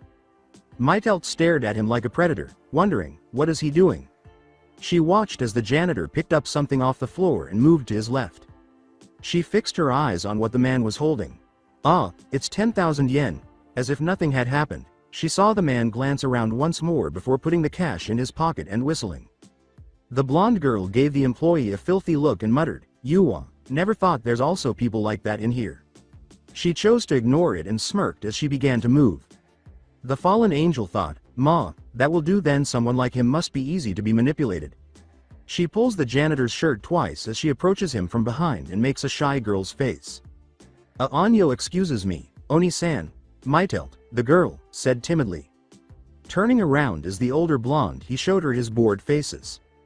So young, indeed. The janitor, who shares her blue eyes and has 3 lines on his cheeks, appears youthful. He almost seems like a student rather than an employee. She realizes she is staring at the young man when he grunts. With a quick return to her phony shy demeanor, she asked, fidgeting and pretending to blush, no, that's I just want to ask, is this place called Kuo Academy? I'm in here to see my friend? When Mittelt noticed the older blonde staring at her aridly, he gestured for her to follow him. As he walked to the school gates, she obeyed the janitor out of mild curiosity and wondered why he couldn't simply respond to her query. When he turned back to face her, she stopped following him until they reached the front gate. When the man, still looking bored, tapped the name plate of Kuo Academy, her eyebrow twitched. Think quickly, because she might make a mistake and improvise. It seems this is indeed the place. I'm so sorry. Sometimes I was so careless, didn't see the name plate before. Tehi? She exclaims, lightly striking her head like a clumsy anime character against a shimmering backdrop. Only for the man to dismiss it with a shrug before leaving. How? At least make your face flush. Please wait, exclaimed Mittelt. When the older blonde heard it, she paused, turned around, and sighed deeply. Wah, what's with that? How troublesome. Sigh. Is that how you treat a visitor? When the man raised his eyebrows and said, what now? She was truly furious. Just talk already. Don't you have a mouth? She keeps up her act with extreme restraint. Anyo, nay, actually, about seeing my friend, it's a lie. I'm just nervous because I'll transferring to this school tomorrow, and I always get lost easily, that's why. Oni-san, can you show me around? She provides her unique method, a puppy-eyed dog with a shimmering background and some soothing background music for the majority of people she met. This move works very well. Perhaps not this time, though, due to Yan. Yes, he is. Oh no, her pride must have been hurt by that. Mittelt's body shook, containing her anger that was already approaching its breaking point. This guy, how dares he? Anyo, could you show me around? She said, her smile wavering a little as veins appeared on her forehead. The janitor lowered his head and gave her a flat-eyed look abruptly. He raised his index finger, then grinned and extended his palm. On her forehead, another vein appeared that brings the total to 4, by the way. She is no longer as interested and intends to stab him with a few light spears. What is it, Oni-san? I don't understand what you mean. The man blinked twice prior to looking at her. He repeatedly rubs the tips of his middle and index fingers with his thumb. Her face is shadowed by the fallen angel's slightly lowered head with bangs. Naturally, even a fool is aware of the meaning of that sign. Cash, she said in a flat, emotionless tone. Could you wait a minute in here? I've to go for a moment. It won't be long. Completely different from the previous shy and bashful one. After receiving a simple nod from the janitor, she responded with, thank you, and continued on in a different direction. I missed the blonde man's smile. She enters an alley after crossing the bridge and moving in the direction of a building. She looked left and right as if looking for something, then stopped when her head hit a trash can. Yes, it will work. She approaches the front of the trash can. She raised her face, displaying anger with well-held tears. She then begins to kick at the garbage can. Gah! You son of a whore! Who do you think you are? There's a sweet girl asked you a simple things, then what? You ignored her. And what's with that attitude anyway? You have a mouth, so just talk already, you stupid blonde. Also, money? You expect me to pay you for guiding the school? Don't you already get a salary from your boss, you asshole? That's it? I will kill you after this stupid mission is done. You hear me, bastard? You will die. She continues to talk for several minutes before stopping due to fatigue. She took a few deep breaths, let them out, and then gathered herself before making her way back to the location of that jerk janitor. The trash can in that alley was already bent. As she walks, the blonde fallen angel considers how she would murder that janitor because, well, you know, it's kind of boring to just stab him in the stomach, watch his shocked expression, and then watch how he dramatically asks, why or how could she stab him, before he dies. Her body shook, pink lights flickered in her hand, and her expression was more than angry as the young fallen angel's movement abruptly stopped. Why did you say that? Okay, she may have done so because she noticed the same blonde janitor leaning against the gate. She could tell he was sleeping even from a distance. Take a look at that dumb face. The head was raised, his mouth was open, his eyes were closed, and a bubble emerged from his nose. It's obvious that he was asleep. I leave you for what? 10 minutes, and you are already asleep. Her hand's lights intensify and briefly take the shape of a spear before dimming back to nothing. While she continues to mutter, "Mission first, castrate him later," she takes several deep breaths. After calming down for a few minutes, she proceeded to walk toward the academy. Then she saw someone else in her field of vision. A female, red hair with an antenna protruding from the top and a short twin tail in the back. What is she? A remote-controlled human? In any case, the girl and the blonde janitor appear to be related, observing how she faces him with her head up in a crouching start position in the center of the bridge. Oh, and she could feel the girl's screams of vengeance emanating from her. Mittelt decides to remain motionless and watch the girl. She also had a deep-seated intuition that something would happen. Something foolish. Mittelt is slightly startled by the girl's sudden running. I say it again, sprinting, not running. The red-haired girl who is running doesn't like a regular person, much like a bullet that shoots out of a gun. Mittelt then noticed the girl leaping and thrusting her right foot a few meters away from the two. When the blonde janitor opened his eye, it was straight into his face. Even Liu Kong from MK would give the girl an A+ in flying kick lessons because of her exquisite technique. And it doesn't seem to be over yet. The blonde janitor's body is forced open the gate by the force of the kick, like when you play skipping rocks. He was flung into the air, bouncing and twirling. Once, twice, the blonde man bounced 3 times before he stopped in front of the fountain after skidding with his face on the ground. What is causing her to feel so content? Take that, you blonde bastard. It's a payback for dye my hair to green yesterday. The red-haired girl gave Mittelt a cocky shout. She laughed as she turned to the left and ran to the inside of the academy. However, the blonde janitor hurriedly got up and took off his shoes before the girl could go any farther, then hurls it directly at the red-haired girl's head, causing her to collapse to the floor. After observing the janitor standing there for a short while, Mittelt began to run inside the building when the girl got up and began to pursue him. Ma-att Cora. The girl's yell was heard by Mittelt before it was scattered with their bodies. Now she was alone, standing in the center of the bridge. She then begins to walk in the opposite direction of Kuo Academy. FK with this mission, she would tell her boss that there was nothing to worry about with the Gremory girl. Yes, it's preferable to making her headache worse. Another location, same day, noon. It is approximately noon, just a few minutes before Kuo Academy's lunch break. Naruto is now strolling down the hallway while petting his cheek. Damn, the girl has a good kick. Naruto and Tomoe agree to a ceasefire for the day following their confrontation. He is currently going to the student council room because, according to her, Sona appears to need him for something. Naruto continues to walk as he considers repaying his new playmate. He shivers with excitement at the mere thought. That's right. Maybe I should use the experiment number 98,751. I mean, it would be so funny to see her expression when she woke up in the morning, only found out that she turned into a male. The janitor was surrounded by a dark, menacing aura. A shadow figure of a particular snake Sanin materialized behind Naruto out of nowhere. It escapes the blonde's lips along with his notorious chuckles. Coo. When they heard it, a number of teachers and students abruptly retreated until they touched the wall. Even some leap out of the window. Knock. Come in.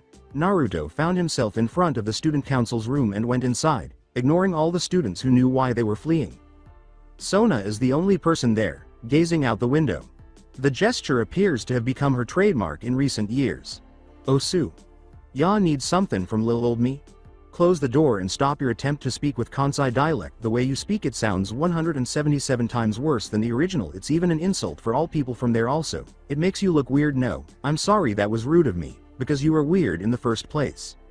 At those quick insults, Naruto simply blinks twice. Naruto gave her a smooth, completely defeated, okay, in response. Is it really that awful? Using Kansai dialect for him? Shaking his head, Naruto closed the door and turned back to Sona. So what is it?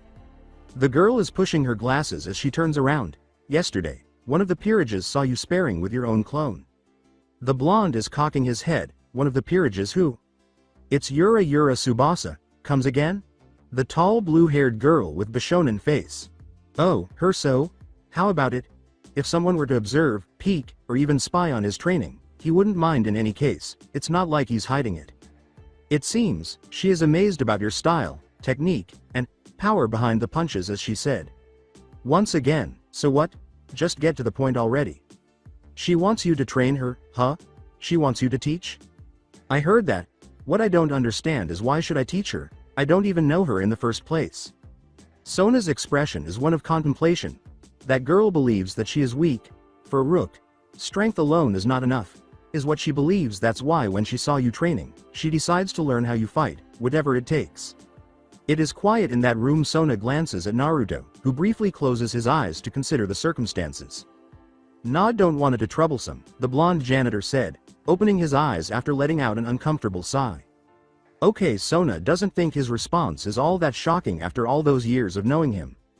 I see then, I will tell that to her later. That you'll do anything else?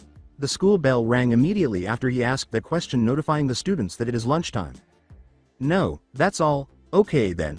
Naruto turned around and began to leave. However, the door is just 2 steps away. Wait.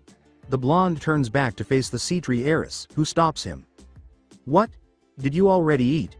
She fidgets and looks in a different direction as she asks. The heiress, one of 72 pure-blooded devil clans, appeared to be a typical high school girl in love due to a slight flush on her face.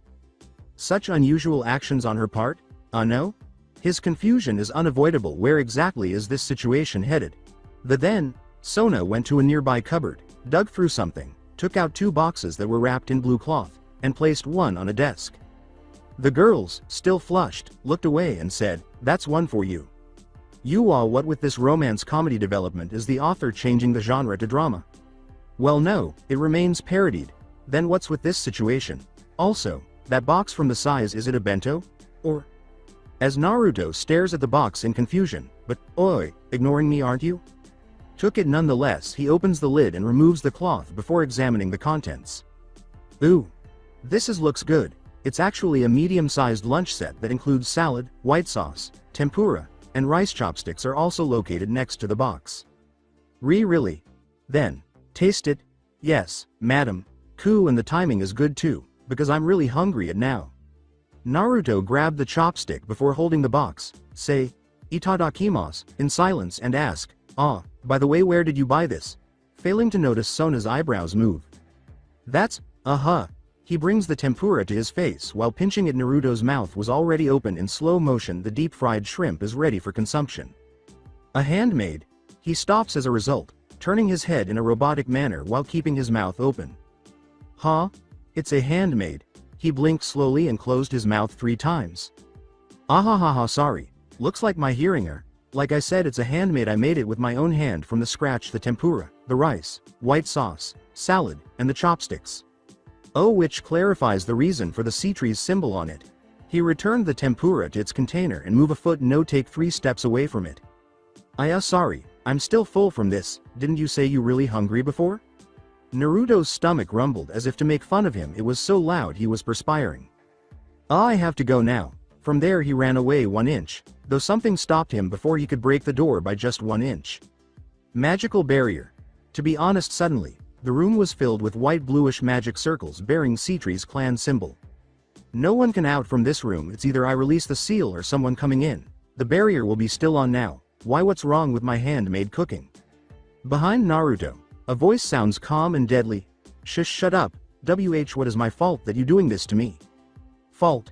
Besides all those pranks you did to me years ago? No, there aren't now. Tell me what's wrong about my handmade cooking.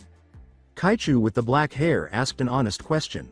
His body is shaking and his head is looking down, asking, what's wrong? I'm not sure if it stems from fear or anger. You told me what's wrong? He asks, raising his face to indicate that he is indeed afraid of something. You remember what happened the first time you give me your handmade cooking to me? From the Kaichu's recollections, a particular scene emerged. Sona was there as a young child holding a spoon with red stains on it in her face. She appeared unsure. She resembles a murderer who has stabbed someone, which is odd. And in front of her, an elderly-looking Sona is crying as she hugs Naruto. His body was jerking violently, his eyes were completely white, and white foam was constantly coming out of his mouth. Quick! Call doctor, ambulance, anything. We have a food poisoned victim in here. Naruto, hang in there. With anxious expressions, Sona turned her eyes away. A number. You just remembered it, don't you? Anyway, it's already in the past. I'm different now. Just tastes it already, she said, closing her eyes in embarrassment. No heal, no. It's true I want to die, but not this way. No God, no Buddha, even angels could force me to eat that biological weapon again. Suddenly there is a spooky silence in that room. What did you say? I said, just one look. Naruto freezes at Sona's C-tree's lethal glance. He appears to make a fatal error here. Shit. Her yandere switch is on. Hurry. Consider Naruto. Would you like that bioweapon to enter your bodies once more? That's right. She said the barrier will be down when someone enters this place. He reaches into his pocket, finds a cell phone, and stays. Swoosh thunk. The only because a pair of chopsticks have embedded the cell phone in the floor. The one with the symbol of C-tree. You can't call anyone now, she said in a sharp tone. FK this. Hirish, what the hell? Suddenly, the room is filled with strange lines and kanji words that form shapes. You think after living with you for years, didn't make me learn how to stop your teleporting technique? Taking the bento with her, Sona began to move in his direction. She has a dark grin on her face and half of it is darkened. Saw, what will you do? Naruto has a determined expression on his face as he looks at her. Regardless, he was unable to lose. No, he is unable to lose. I won't lose. Bring it on. The scene now appears to be a painting of a demon lord, Sona, and a hero, Naruto. Indeed, including the bento. Yeah, but really, Takamatsu-sensei teaching method is really hard. I don't even understand half of what he said. In one of the halls of Kuo Academy, a male voice is heard. It's the same guy from the beginning of the last chapter. A recognizable female voice said, really, I think Hayama-sensei is harder, you know. He always gives the material on the board without explaining it. Ah, now you say it. A group of Kuo Academy student council members making their way to their duty room at a steady pace. It's not particularly noteworthy. They are having animated conversations about the life of the devil or their school. When they reached the front of the room, they heard a crash, a struggle, and something falling to the floor difficult. Every member of the student council glances at one another, silently wondering what transpired within. Saji asked it out loud, anyone knows what's going on in there? I don't know, do you, Rias-senpai? Nomura Ruruko was the first to say it. I don't know it, Tua Tomo-chan? Nope, Momo? Maybe it's Kaichu, what do you think, Tsubasa-san? Possibly, but maybe she's with someone else. The question is, with whom? They imagined a certain blonde janitor. All of them simultaneously say, it's him. Saji, who was already furious, moved in front of them and prepared to enter. That guy, what is he doing now? Saji asked. However, the word, wait, originates with Tsubaki, Fuku Kaichu? The pawn was stopped by Megane Ko, who had long black hair like any astute anime character. She pushes her glasses, glinting over her eyes. Let's heard the situation first, heard? Before she puts her ear to the door, Tsubaki ignores the question and walks past Saji. Her action causes the other person to perspire. Eavesdropping. Hello, can she say anything? After hearing about the potential for those two individuals in the same room, her drama sensor is tingling. Tomo followed her senpai after saying, well, it can't be helped then. This is, her face turned red all of a sudden, and it was as close as her hair. The other becomes more interested in what transpired as her color changes. They swiftly locate a favorable position and follow her example. Listening in the interior is filled with grunts, groans, and rough breathing. What the? A voice cut Saji off before he could finish. Fufufu, don't worry, it will be over soon, a sensual, seductive voice from within. It's oddly similar to their Kaichu voices. Goo, if it's not for HMPH, the janitor and the other one are comparable. Naruto. Hora, just relax and don't resist it, The faces of every student council member turn red. They had a mental picture of their Kaichu controlling the janitor. Then, how about this, it's come in, Just for your information, Sona's tempura forced going inside Naruto's mouth, thank you. Bam. The sound of the student council door being forcibly opened interrupts the undertaking. After seeing something in front of them, every member stood there with a different reaction. Saji's soul tries to escape his mouth as he turns pale white. Saji was shaken by Nomura Ruruko, who exclaimed, Senpai. Genshiro Senpai. Phewie. Kusaka Rhea attempted to conceal her face but was unsuccessful when she continued to look between her fingers. Wah. Tomo, whose face is flushed, she is even unable to complete her sentence. Hanakai Momo covered her mouth with her hand. This is, Yura Tsubasa said, blushing as she looked openly in disbelief. At last, Tsubaki covered her eyes with a glint in her glasses and looked at the ground. You guys, what's wrong? Asked Sona, who was confusedly staring at her peers. Tsubaki points at her while taking a step forward. The C-tree heiress asked, still perplexed by their response when she felt something in her hand. She turned her head, causing her to recognize the type of role she currently occupies. Check. Naruto checks, and a ragged breath. Check the position of the straps. Check the rumpled clothing. Yes, his hands were tied. Checks the white thing on her face. Check. She's holding his hands with her right hand. She checks his mouth with her left hand. Yes, I would describe it as a very feminine position. No, this you're wrong. In denial. Sona waved her hands. There's a face that says, doomed, all over it. Naruto says, Sona Hidoi. His eyes began to well up with tears. What are you talking about? Kaichu. Tsubaki, you will believe in me, won't you? The face of the Fuku Kaichu is raised, giving Sona the thumbs up before speaking, then displaying an expressionless face with a nosebleed. Good job. In flawless English. Like I said, you missunderstood something in here. Also stop your nosebleed. Naruto went on. It was my first time too. You be quiet, and help me explain it to them. The words, Kaichu, are still coming out of Saji's mouth. Somebody put in his soul back. Genshiro senpai. Stop shouting and shaking his body, Fui. Cor not C. Decided it already. Wah wah wah wah. Take a deep breath and try it again, Era. Don't just, Era, on me. Do something, this is too much for me. Innocent, aren't you? Naruto exclaimed. Wow, don't you get tired of giving those Tsukomi? In awe of the girl with the short black hair. I am. Whose fault is it in the first place? Well, anyway, good luck. For what? For explaining all of it. Poof. Naruto's body was replaced by a log. Sona is trembling uncontrollably, her devil wings out, and a sense of dread and darkness permeates her surroundings. The others who remained cowered in terror. No, I never considered their Kaichu. This is how terrifying their king could be. As though a real demon lord had materialized. Naruto. Poor girl. Same day, afternoon, somewhere else. Following the incident in the student council room, nothing occurred okay with the exception of Naruto, who keeps vanishing after Sona spots him. Right now at a small cabin on the woods behind Kuo Academy's baseball field, we can see Naruto sitting in a chair while knitting a doll in the afternoon. A doll. Indeed, I am aware of how strange it is. This is even stated by the author's younger sister, who reads the chapter by accident. Seriously? A doll?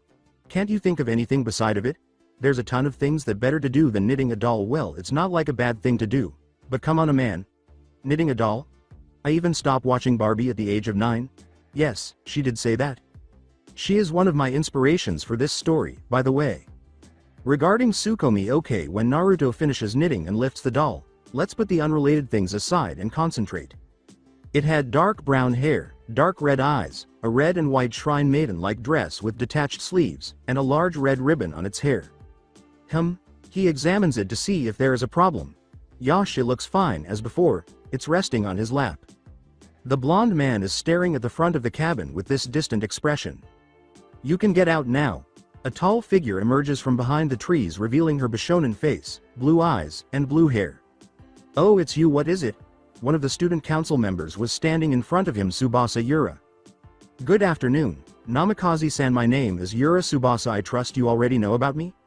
Yeah, one or some things. So, what are you doing in here? Did you forget? About what? About you become my teacher in fighting. I was informed that you said okay to teach me by Kaichu. So? After hearing it, his mind goes blank for a few seconds before his mental machinery starts up again. Say again? Sona Kaichu said that you agree to be my teacher? He rubs his forehead. This must be her retaliation for the previous humiliation, of course. With a sigh of annoyance, the blonde janitor chose to turn down the girl outright. It seems there's a misunderstood in here. Misunderstood? Yeah, I never agreed to become your teacher in the first place. Maybe Sona just said it because she's still angry at me, and decided to make you come here and annoy me. Her dejected expression is clearly visible to him before she pretends to smile at him. I see. Well, it can't be helped, right? Then, if you excuse me. Before returning to the school, she bowed to him, perhaps returning to the student council room. Hold on, Sona must still be there if that is the case, and after she learned what had transpired, he will have to endure another 2 hours of being badgered. It's not like he can't use a clone to replace him, but you see, if you are unable to treat the girl appropriately, she has a tendency to throw things at random. Additionally, she discovered that he is merely a clone. Have faith in him. Even her big sister, who one of 4 great Satans, can't stop her to make a plot for slow, smooth, painful vengeance. Stop. She stops and turns around at his shout. Hi. Okay, Naruto. Make this like a master who actually a good guy. He let out a loud, defeated sigh. Do you really want to learn it so much? He sees those resolute features on her. Yes, please, consider it once more, Namikaze-san. The girl bowed to him, showing how serious is she. He adds a pause for makes it more convincing. I may not teach you my style of fighting, but I can give you an advice and lesson, and trust me, it's harsh than you think. Is it still okay?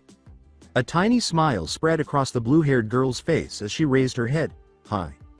That's Sona, just how childish she can be. He sighed once more in distress. Childish?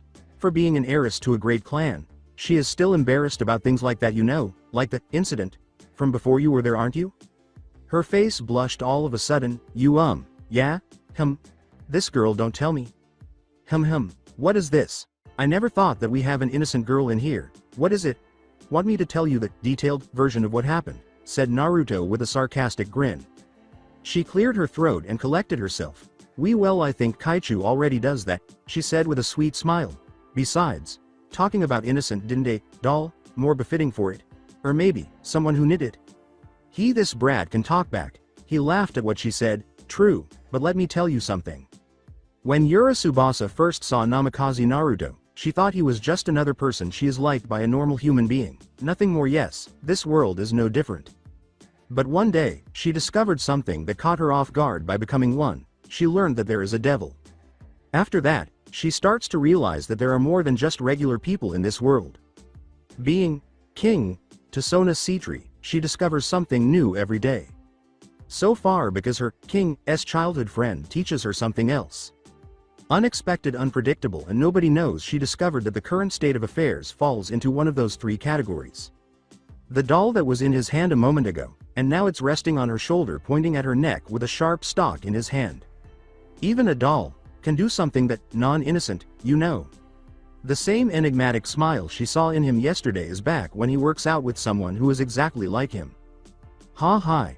She watched as the doll flew back to the man for a brief moment. It is hovering and the doll abruptly vanished to Noah when her new teacher whispered something more like passing behind the blonde through an impenetrable wall. What a feat of skill. That's actually your lesson number 4. Don't underestimate something that looks weak. Just a little moment you become careless. Prepare for your lost. Hi. Now, since you seem prepared when coming here, let's start at him. How about a spar? An exercise in sparring. Perhaps he's curious about her strength. Understood. Adopts a battle stance of her own. But, I want you to know, She is unable to complete her sentence because she felt a sudden, unexpected pain in her stomach before being blown away. The tree on her back stopped her after she was flung like a rag doll. The blonde janitor says as she throws up, Lesson number 1: do not speak when you fight. If you want to convince your enemy, do it when they already down or can't move. When you fight, then fight. When you talk, then talk. Carved it on your head. It is painful. She felt as though her body was splitting into two at that precise moment. It hurts a lot. She gets to her feet. Hi, she exclaimed, then sprinted toward the man with her fist cocked back. Lesson number 2. That's what she heard before being thrown aside by another blow. Her body breaks the tree due to the force used, but the second one stops her. Always be prepared for an ambush from the enemy. Never thought that your opponent is alone before you confirms it. She is no longer even able to move. The man was correct. This is more severe than she believes. She grunted in response to her teacher. Good now. Lesson number 3. Out of nowhere, she noticed a lot of sizzling paper all around her. Always be aware your surrounding. Deafening sound is the last thing she recalls before darkness fills her vision. A sigh escaped Naruto's lips. At the moment, the blonde is casting a healing spell on his student. Her determination to keep going in spite of all the blows she had taken impressed him a little. He is informed that the girl is awake by a grunt. When the girl's eyes fluttered, the janitor stopped tending to her. Be sure to give her a smile and a lighthearted salute when she sees his face. Yo!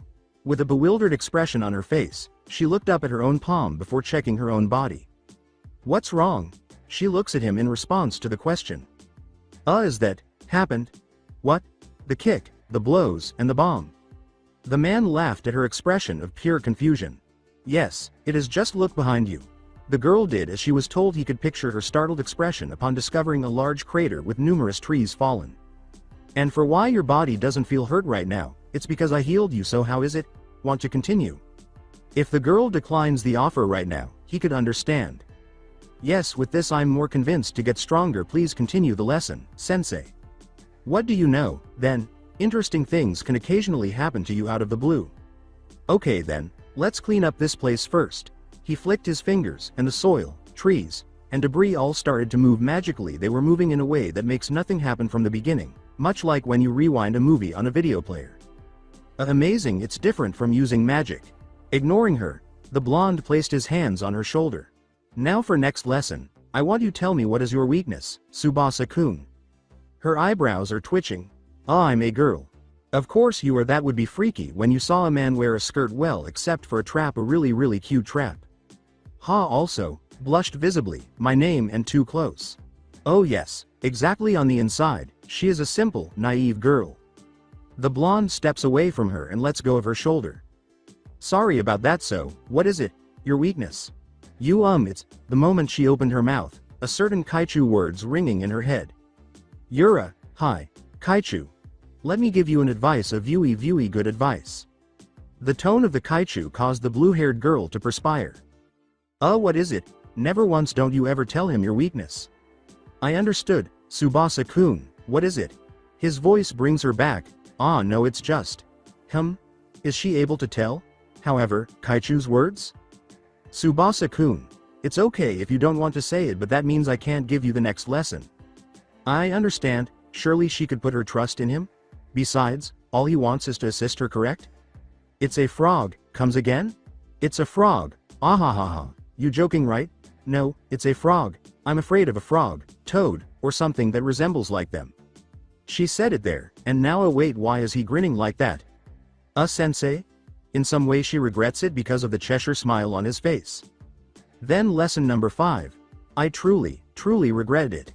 The red hue of the sunset illuminates the area in front of Kuo Academy.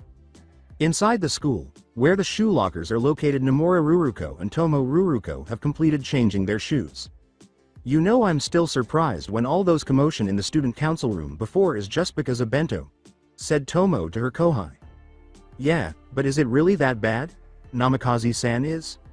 The girl with the brow twin ponytails felt Tomo's hands on her shoulders after she finished speaking.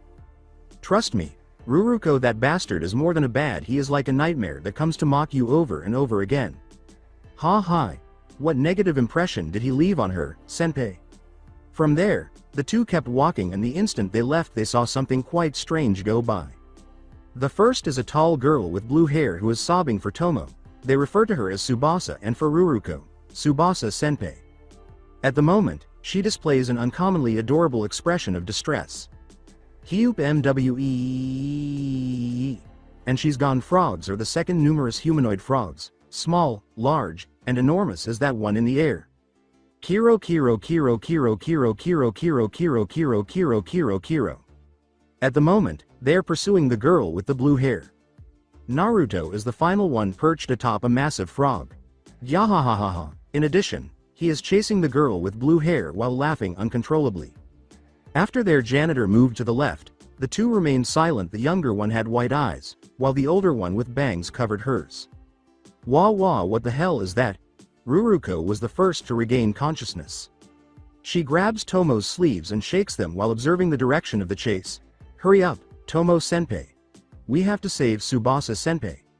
Save? Hi, we have to save her from those frogs? What are you talking about? What do you mean? The brown girl asked Tomo as she turned back to face him, and then she noticed it.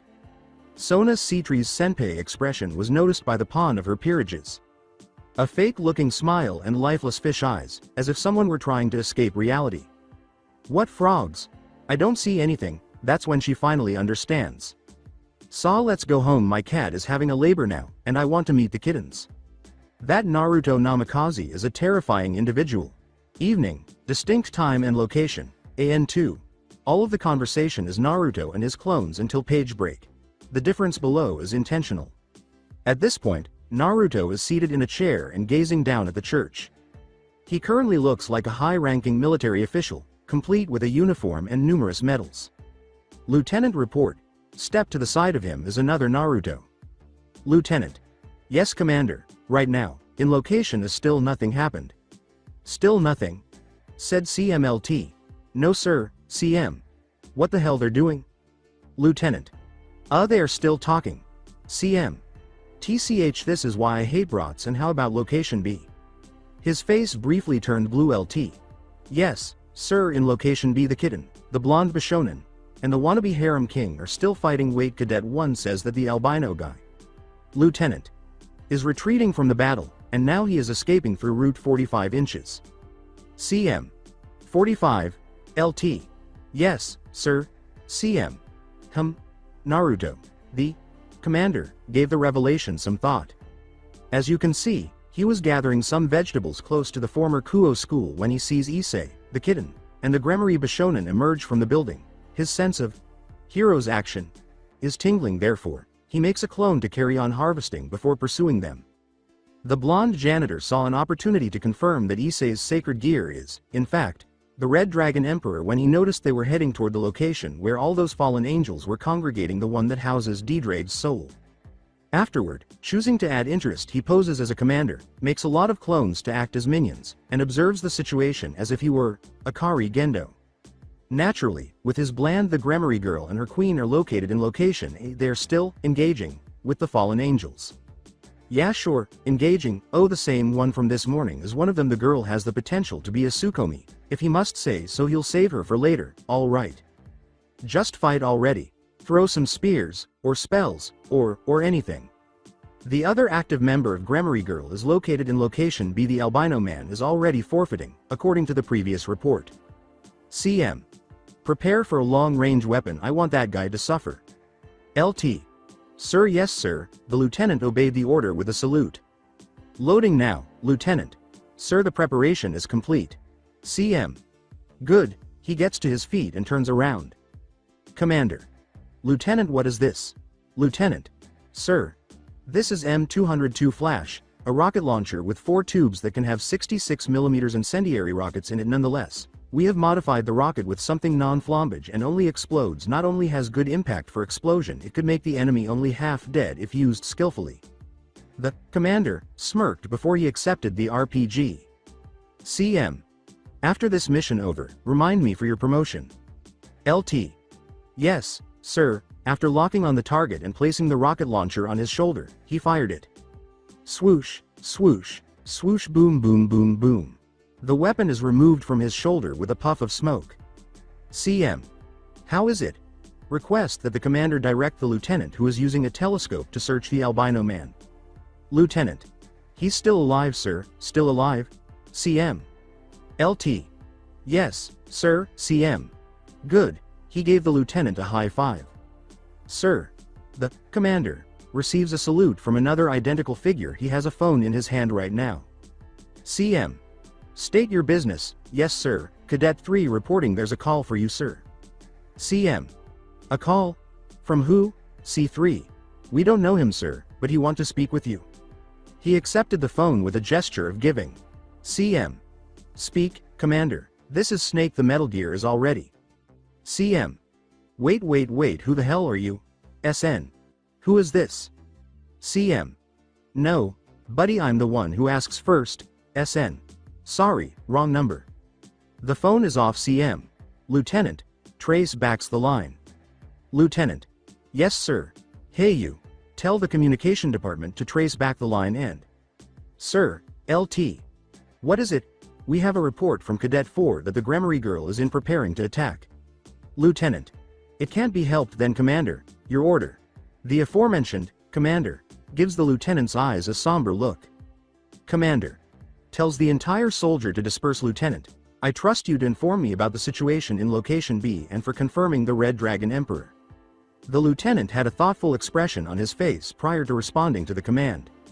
LT. Indeed, sir. Before he turned around, the last thing he saw of his commander was a flash of yellow.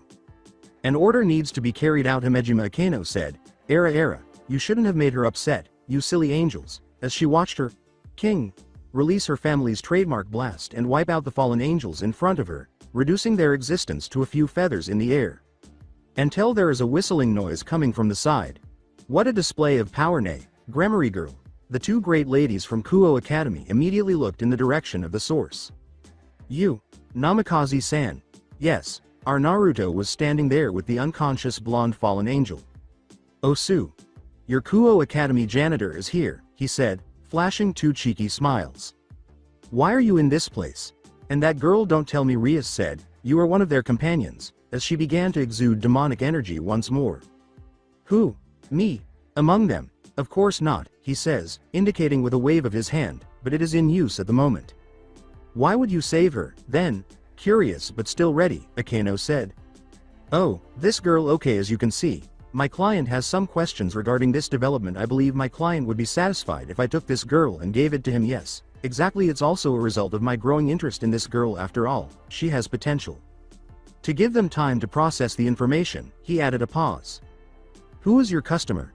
What sort of potential are you referring to? Tell me," the Gremory heiress demands. "Well, let's check. I am unable to respond to the first one. My policy is to keep client information private." "Well, that's a lie. And the same goes for the second one, however. I just don't want to." Red Moon Blood Justice Chan. The Gremory girl twitched her eyebrows, and her aura vanished in an instant.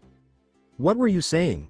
What's wrong, Uri?" "Yes, exactly. In this world," he said with a playful smile after coughing twice, "justice can be divided into 2 categories, the justice of truth and the justice of falsehood." Stoop.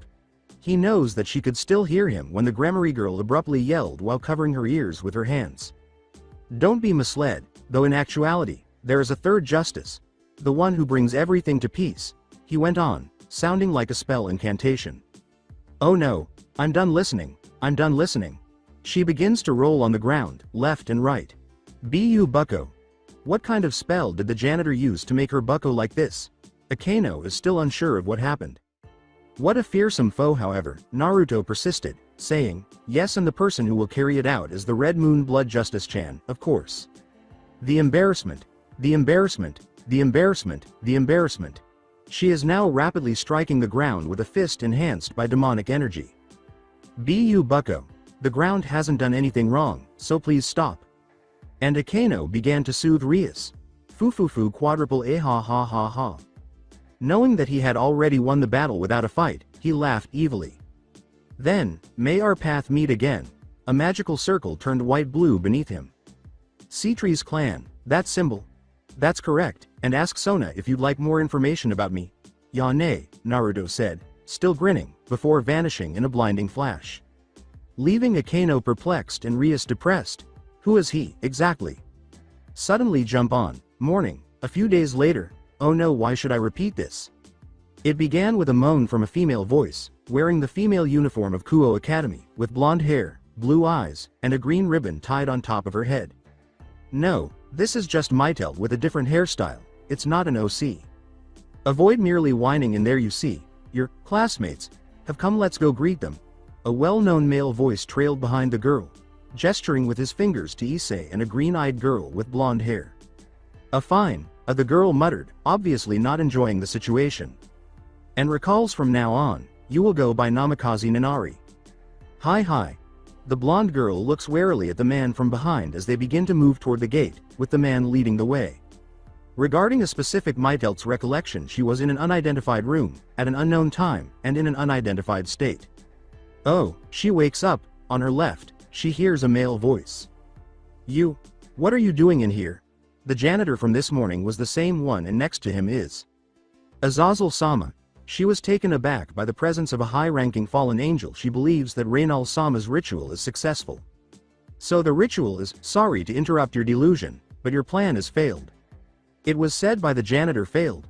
What on earth did he mean by that? Azazel-sama, on the other hand, is here to increase her numbers, correct? Reynal-sama had assured her of this. What do you mean?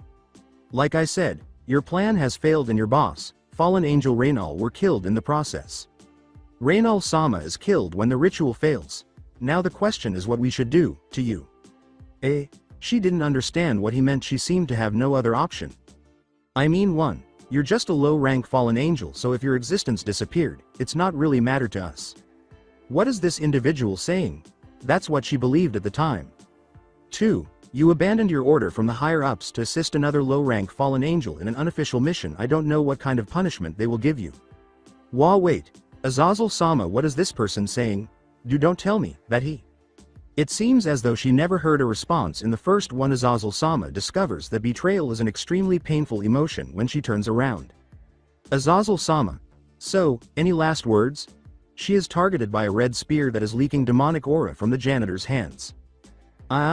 Warm liquid is palpable around her cheek. She was in tears. Her body was trembling uncontrollably from fear. Death seems to be standing in front of her. What is it? I don't want to die. She spoke in a shaky, weak voice. Sorry, I can't hear you. The man was prepared to hurl his spear at her. Having already cocked it, she closes her eyes and sobs uncontrollably at that sight. I don't want to die, please. I will do anything, so don't kill me. Her clothes were torn off, and she could feel the spear's tip close to her chest. Anything? Yes. Anything, that's why, please. She still wants to live, so proud can go to hell. Foo quadruple A ha ha ha ha. She's confused by his laugh. You heard that, damn brat. I won the bet, TCH. Those your luck even more frightening than all 4 great Satans combined to one, you old man. Yeah, the loser can say anything. I still won, by the way. They were placing bets on her survival. Do not get mistaken, girl, you still be punished in the first place. As the demonic spear got closer to her throat, she could feel something choking her. The man pulls it back before it releases. But what is the meaning of this? I don't understand it anymore.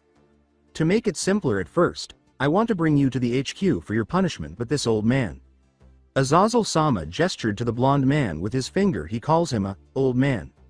As refused it, so I suggesting to make a bet that if you will say, Azazel-sama, save me, or I'll do anything, when you saw death in front of your eyes. Technically he saved you. Unconsciously, she holds her breath and releases it through her mouth. Her body sagged, believing that she was now safe. She says, turning her head in the direction of the blonde man. Thank you. It was a sincere expression of gratitude from the bottom of her heart. Well, we'll do something about you later. For now, I'm curious, why don't you introduce your friend, as? Like I said, please stop calling me that, G-chan. Okay, as. Perplexed is most likely the word, she noticed that the blonde man was in charge of the conversation. Why does Azazel-sama simply accept his insult? And G-chan? He appears to be no more than a teenager. Why is he being called that by Azazel-sama? She chooses to remain silent despite the numerous questions. So, who is he? She saw another man. He has gray hair, gray eyes, and wears something that clearly says, I'm a yaoi material character for all Fujoshi to use. At that point, she truly needs to relax. When the blonde man suddenly becomes ill, she is taken aback. He had the pale blue face of someone holding vomit. Oi, damn brat. Wait a minute, G-chan, he's Vali, host of the White Dragon Emperor. Who would have guessed that she would run into one of the 2 heavenly dragons, the White Dragon Emperor's host? Seriously? This, why you always surrounded by pretty guys? HMPH, so this is the one you called G-chan. Azazel not looks that strong. Gay, a Uchiha attitude too. What a frightening combination. Even if she doesn't comprehend what they're saying at the moment, that's okay. She finds the conversation intriguing. Mama, forgive him, G-chan. What is this, the leader of fallen angels placating to a mere devil? What a joke. You should stop it, Vali. There's another voice in that room.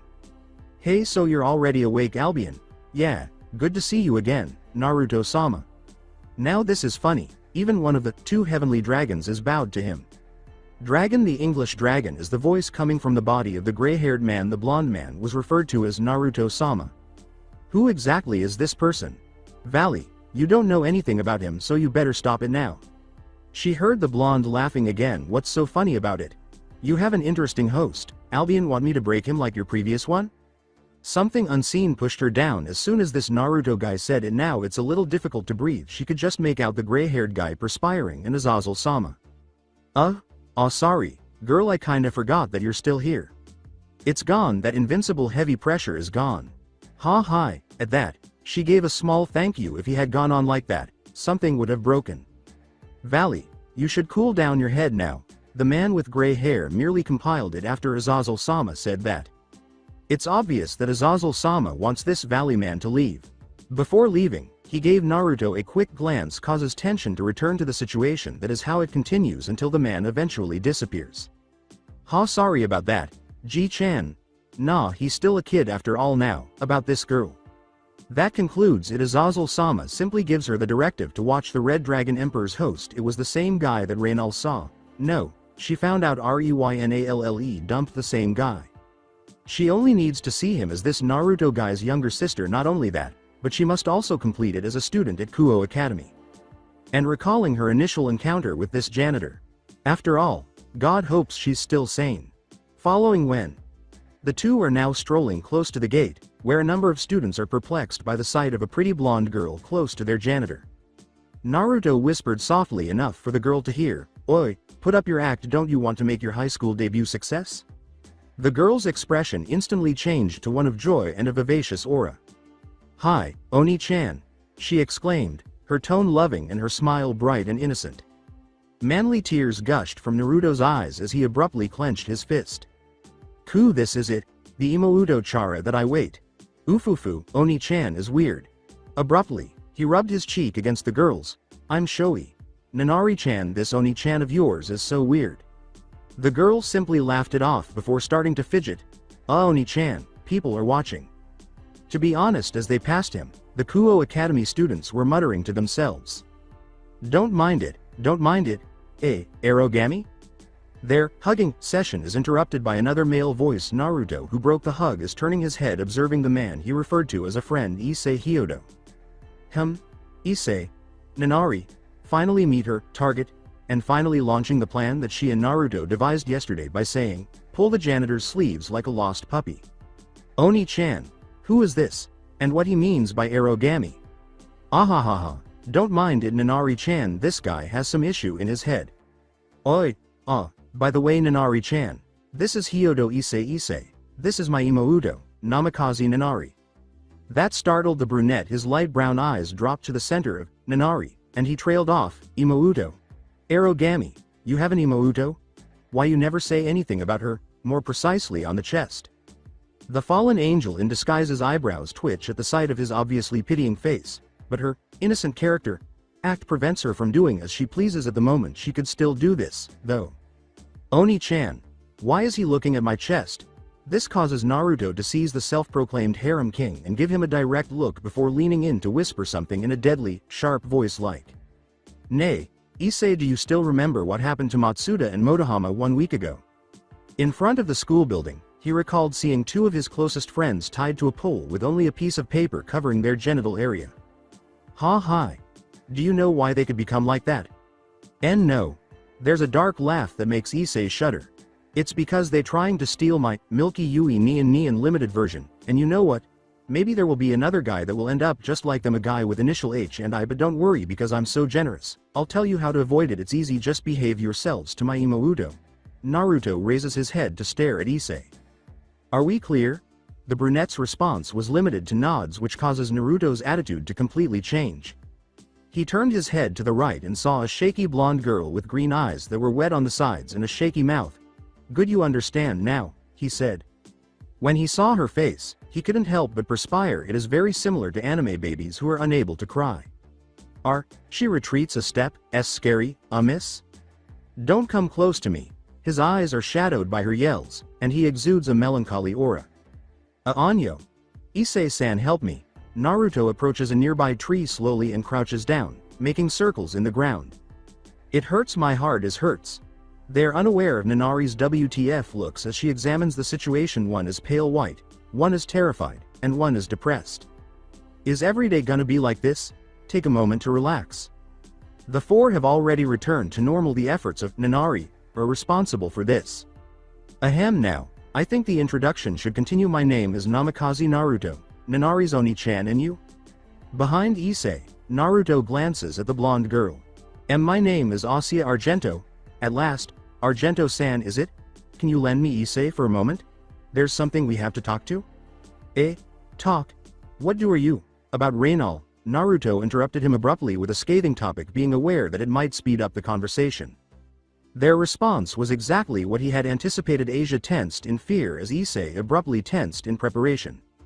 How do you? A recollection of his bucko giving him an explanation came to mind. I see, so that's true that you. Issei halted him, then he glanced at Nanari, before saying, not here. For a brief moment, the brunette's expression changes from one of shock to understanding. Oni-chan, what's wrong? Who is Reynal? Naruto became anxious at once. He nudged Issei for assistance, saying, Oh, Reynal is a name of Italian food, and yesterday, Issei said that he wants to know where to buy it. That's right, Arogami says that it's so delicious, so I want to try it. Issei-san? Argento-san, could you accompany Nanari-chan for a moment? Good. When the blonde swiftly dragged Issei to a nearby peaceful spot, she was unable to respond. Right now, the two are in a clearing near the woods. They are waiting to see who will ask first, so they are silent. Issei said, about you're a devil, is it true? Yeah, I trust the Gremory girl is the one who told you. Yes, Bucko also said you saved one of the fallen angel. Yeah, I did? Why? She was part of the groups who make Asia suffering. It's not as simply because someone takes an interest on her, right? Asked the brunette. Naruto exhaled deeply. Then let me say this first, Issei. What would you do when heard an innocent devil was offered for a good position in some famous office with high salary, and what she should do is just to kill a boy? Issei was shocked for a moment, before he thinks about it, and then said. What do you mean? Just think it as a random question, nothing more. I will convince her as hard as I can, that what she did is bad. A smile appeared in Naruto's face. That's not really bad answer, but it changed again to become more deadly serious. Now, about a Gento-san case, how about the fallen angel that I saved? Has the same condition? Or worse, she was threatened.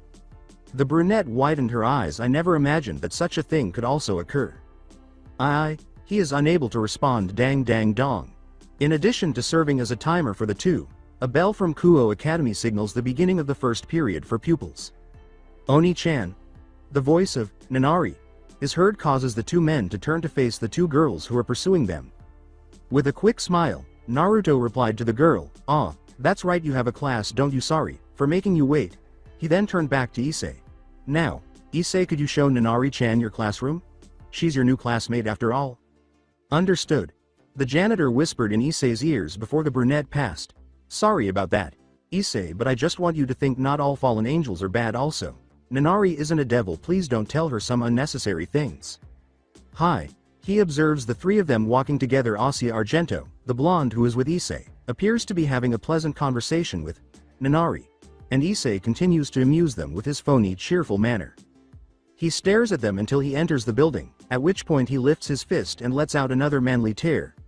Ku Naruto, you're so cool back there, and it's all as planned. The strategy is straightforward. He will first require assistance from the student council to register Mittelt as a student at Kuo Academy. He informs Sona that Mittelt is a significant member of the Fallen Angel Fraction and has been given the responsibility of monitoring the development of the Red Dragon Emperor in Issei.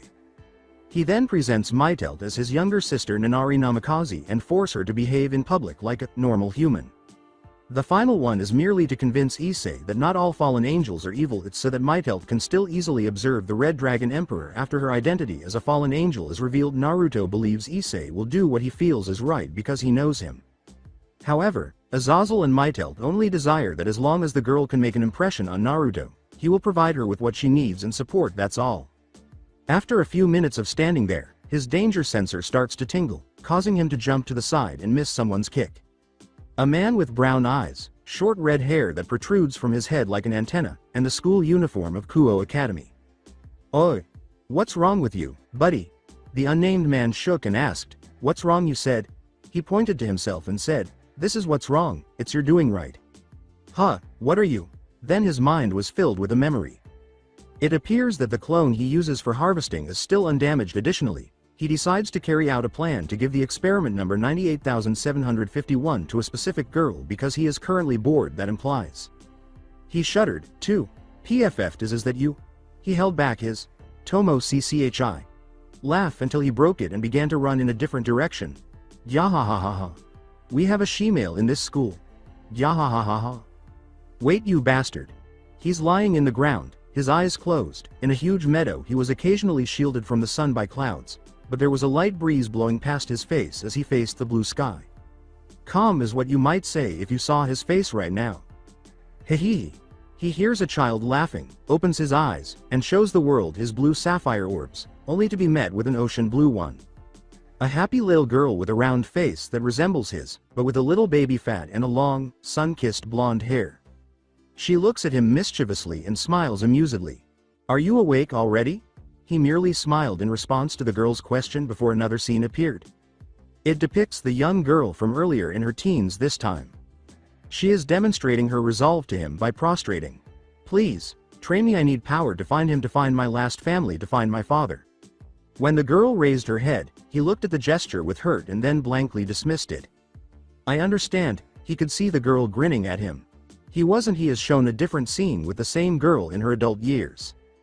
Tears are already streaming from her eyes as she gives him a furious look. Why you never told it, why you never said that you were Oto-san? He could only look in a different direction while sincerely muttering one word. Sorry. Before another scene appeared, it turned white once more. The same girl with blonde hair, no, she's a woman now, stood in front of him with a determined expression. The woman turned around and began to walk after saying, I'm going. You will die if you go. Let me, Oto-san, the girl said. The woman who spat out when she said them, trailed off. You are the key to end this disaster. You are the last hope to drive them out of our world. So, for the first time, Naruto feels shackled while clenching his teeth to protect his beloved people. The woman smiled reassuringly at him and went on, besides, a great person once told me a parent's job is to protect their child even if they are hated by them, right, Oto-san? Even if he gives a reassured smile to her, the worry's still in there. Another one, where he saw the woman holds a dirty blonde-haired boy. He was happy for finally arrived to their place, feel reassured that his daughter and grandson are safe. With relief, he glances at the two who laughs. The two who hug each other with happy tears, the two who saw him and smiled while waving their hands. Before they were impaled by multiple swords. Suddenly, blue eyes snapped up, staring blankly at the ceiling. The owner of those eyes slowly realized what had happened to him. A dream, huh? The man muttered before turning to face the clock at his side. 3:17 a.m. He sighed in frustration and closed his eyes. Of all memories, why have to be that one on it? He chose to turn away and return to his slumber. A yawn. Why? In a tiny cabin where a certain Kuo Academy janitor and his new tenant reside, we located the home's owner, Namikaze Naruto, who is currently moving through a kitchen like a zombie in a third-rated horror film. When the blonde with the 3 whisker-like marks arrived in front of a refrigerator, she stopped. He gives it a blank stare before turning to face the cabinet above it. The blonde is debating whether to prepare pancakes, omelette rice, or an instant meal for breakfast. Naruto, feeling too lazy to prepare a proper meal today, decided, instant one then. With those half-lidded eyes in his drowsy face, he grabbed a few instant ramens and porridges from the cabinet before heading to the kitchen.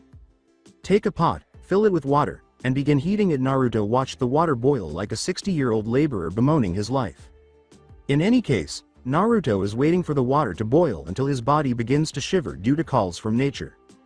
The blonde said, toilet, before making her way to the restroom. Naruto moved a little more quickly, passed in front of it, turned the doorknob, and entered the room to use it. Just to see her inside instead of a plain, empty bathroom, he saw a blonde girl trying to put on a black lace pair of pants and turning her head in his direction. In one of Rias Grammary's Perrages, Mittelt, a fallen angel, is tasked with observing the Red Dragon Gauntlet by posing as Naruto's younger sister and an ordinary Kuo Academy student. Not this again, Naruto moaned in boredom, claiming that the events there were nothing new to him. With her mouth open and her eyes widening, the girl's face changed from one of obvious shock to one of blush and tears on either side of her eyes. Naruto gave the girl in front of him a flat stare after briefly averting his eyes from her face and concentrating on her underwear. 60 points. Bam! Before he leaves, as though nothing had happened inside, he bangs the door shut. Bam! The girl promptly opened the door, as was to be expected. Wearing only her black lace underwear, she covered her small breasts with her left hand. The girl mumbled angrily, "You," as a spear of pink light gradually developed on her right hand. Knowing where this is headed, Naruto simply stretches when he sees it. Unfazed by the aura of wrath emanating from the girl's body, Naruto muttered, "Okay, another morning warm up then." Raising her head, the blonde girl displayed an adorable, flustered glare rather than the typical malevolent one. The girl yelled, "Pervert," as she threw the spear at Naruto, but it missed when the blonde man cocked his head. One spear dodged. Clang, still bored, Naruto said, and going through the window. Grr. The girl said in frustration as she called forth more spears of pink light before throwing it, "Pervert, pervert, pervert." Before jumping and landing in a ridiculous eagle pose, Naruto hilariously stretched his waist to the left and right. 3 spears dodged. Swoosh, swoosh, swoosh. And going through the window, was Naruto's next statement, which remained bored. When the girl felt the man making fun of her, She gritted her teeth in anger and embarrassment before calling forth 5 spears that floated around her and 2 more spears that she held in her hands. She was too preoccupied to consider how to castrate the man in front of her to bother covering her smaller chest and pink nipples. However, Naruto remained in his eagle pose and continued to gaze boredly at Mittelt, causing a twitch in the girl's head. Just keep quiet, the two of them drip. You can clearly hear the sound of a drop of water. Drip. Knowing that sound was the bell to put an end to their argument, the two concentrated on it. Drip. The game has begun. Oh my god, with no intention of losing, the girl yelled. Ha! Was the man's flat-toned way of making fun of the girl. From outside the cabin, we can now see a number of pink lights flashing and dimming multiple times before the situation became more chaotic as we heard screams, explosions, and broken objects. And so, another Naruto's day at Kuo Academy begins. We now see Mittelt and Naruto strolling through the woods toward Kuo Academy, one of them embarrassed and the other irritated. The so-called bathroom incident from a typical love comedy scene is getting old to me, I think Naruto, who has a red hand mark on his right cheek, remarked. I mean, it is definitely funny on the first day, but now. Shut up. Accused Mittelt, who has a bump on her head, said, it was all your fault to come in like that. No, it was your fault for always not locking the door in the first place, Naruto pointed, causing the girl to mumble something and turn away as her shame grew. Whatever. Naruto sighed at her obstinacy. How is Issei's progress, by the way? Mittelt responded. Despite his embarrassment, I still don't know anything about his boosted gear. The Gremory girl appears to be prioritizing his physical prowess. Well, has the shape changed? The form? No, nothing has changed from before. I see, Naruto said apathetically, but he gave it more thought. The shape remains the same from the awakening state. This indicates that Issei has yet to acquire the gift abilities on the second form. Before choosing to save the mater for later and carrying on with his stroll, Naruto sighed at how slowly Issei's development was in comparison to the earlier hosts. Hey, Naruto. When Mittelt abruptly called his name, Naruto grunted in response. The Almighty is truly gone already, isn't he? Yes, he unintentionally told Mittelt that the biblical god is dead a few days ago. Actually, it's not an accident. Even he acknowledged how foolish it sounded when he revealed that the person who created humans had passed away. It happened when he was testing a brand new game from a friend. It was incredibly challenging, and after losing more than 50 times, he cursed the biblical god, even though he was already dead. When Mittelt heard it, he asked what he meant. Still distracted by the game, he casually replied, the biblical god is dead in a war. See, it sounds so dumb, doesn't it? In any case, the fallen angel requests proof, and he simply instructed her to pull a devil power by flipping the way she pulls her holy power, then combine the two. That isn't possible normally, but since the biblical god is dead. As soon as Naruto realized what he had said, he turned to see Mittelt crying and a tiny ball floating in front of her hand. Despite its tiny size, he could still feel the mixed power within it. The girl simply ran to her room and locked it before he could respond to his statement. He couldn't understand why the deceased would feel sorry for someone who wasn't even related to them. According to Az's information, Mittelt is actually returning from heaven before she falls, and the girl's anguish stems from her creator's death. Before abruptly apologizing for her actions last night, she began to pout and stopped talking for a week. She must have been suddenly cheered up like that by something that happened. He simply can't stand to see someone pouting in front of him. It's not like he cared about her or anything. It is sort of reminding him of the past anyway. Let's end it there since everything is back to normal. Did I not tell you already? Naruto responded uninterestedly. Yes, but in what way? Mittelt looked at the ground and said, I know it's because of a war, but how come a powerful deity like him could? When Naruto saw it, he simply sighed in disgust. Well, it's because he was protecting something precious to him, Naruto said, pausing as a sour smile appeared on his face. Something valuable, what is it? Mittelt asked, then winced when she saw Naruto's expression. Once more, that smile. She occasionally asked him questions about his past, but he always responded with the same wry smile. Usually, Mittelt doesn't give a damn if someone cries, gets angry, or even pleads with her not to be killed. But there's something wrong with this man. He seems as though he would shatter if he continued to smile that way. The strange thing is that she worries about him. Mittelt opened her mouth to shift the subject and shook her head, but before she could do so. No, nothing, Yash. Let's put an end to this corny atmosphere and concentrate on something more significant, Naruto interrupted with a smile. Mittelt let out a phony sigh of annoyance at his abrupt change of subject. Hi. I bet you're going to say something stupid anyway, the fallen angel said nonchalantly. The janitor grinned and said, No, wriggling his eyebrows as though to underline a point. It's about what happened in the bathroom before. Wah. You are aware he offered her a fictitious contemplative pose and said, if that keeps up, I could assume that you just want me to look at your not-so-impressing body, or Naruto said. Don't tell me, before he turned to face Mittelt and grinned teasingly, saying, Ooh, Mit-chan, you pervert. Who are you referring to as a pervert? And don't be friendly with me all of a sudden, Mittelt exclaimed, embarrassed. But I'll say that a black lace panty doesn't suit you, Naruto said, ignoring her naturally. Going commando is the best option, but I suggested a white one with bare images or one with a blue stripe. You jerk, the worst, and an enemy to all women, that is sexual harassment. Naruto scratched the back of his head and said sheepishly, if you said it like that. What's causing your blush? Huh, of course I would after being praised by my own little sister, Naruto stated as though it were true. Do you have a hearing impairment? Obviously, that wasn't a compliment, I'm not your little sister, either. Pumping his fist in manly tears, Naruto ignores her. Kuo, this is how adorable my younger sister can be. With a soon exterior and a dear interior, Oni-chan is content. Your head must be malfunctioning.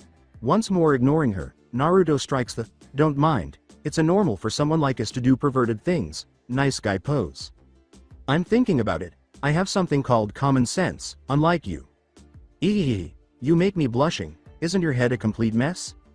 Really? Avoid asking it out of the blue?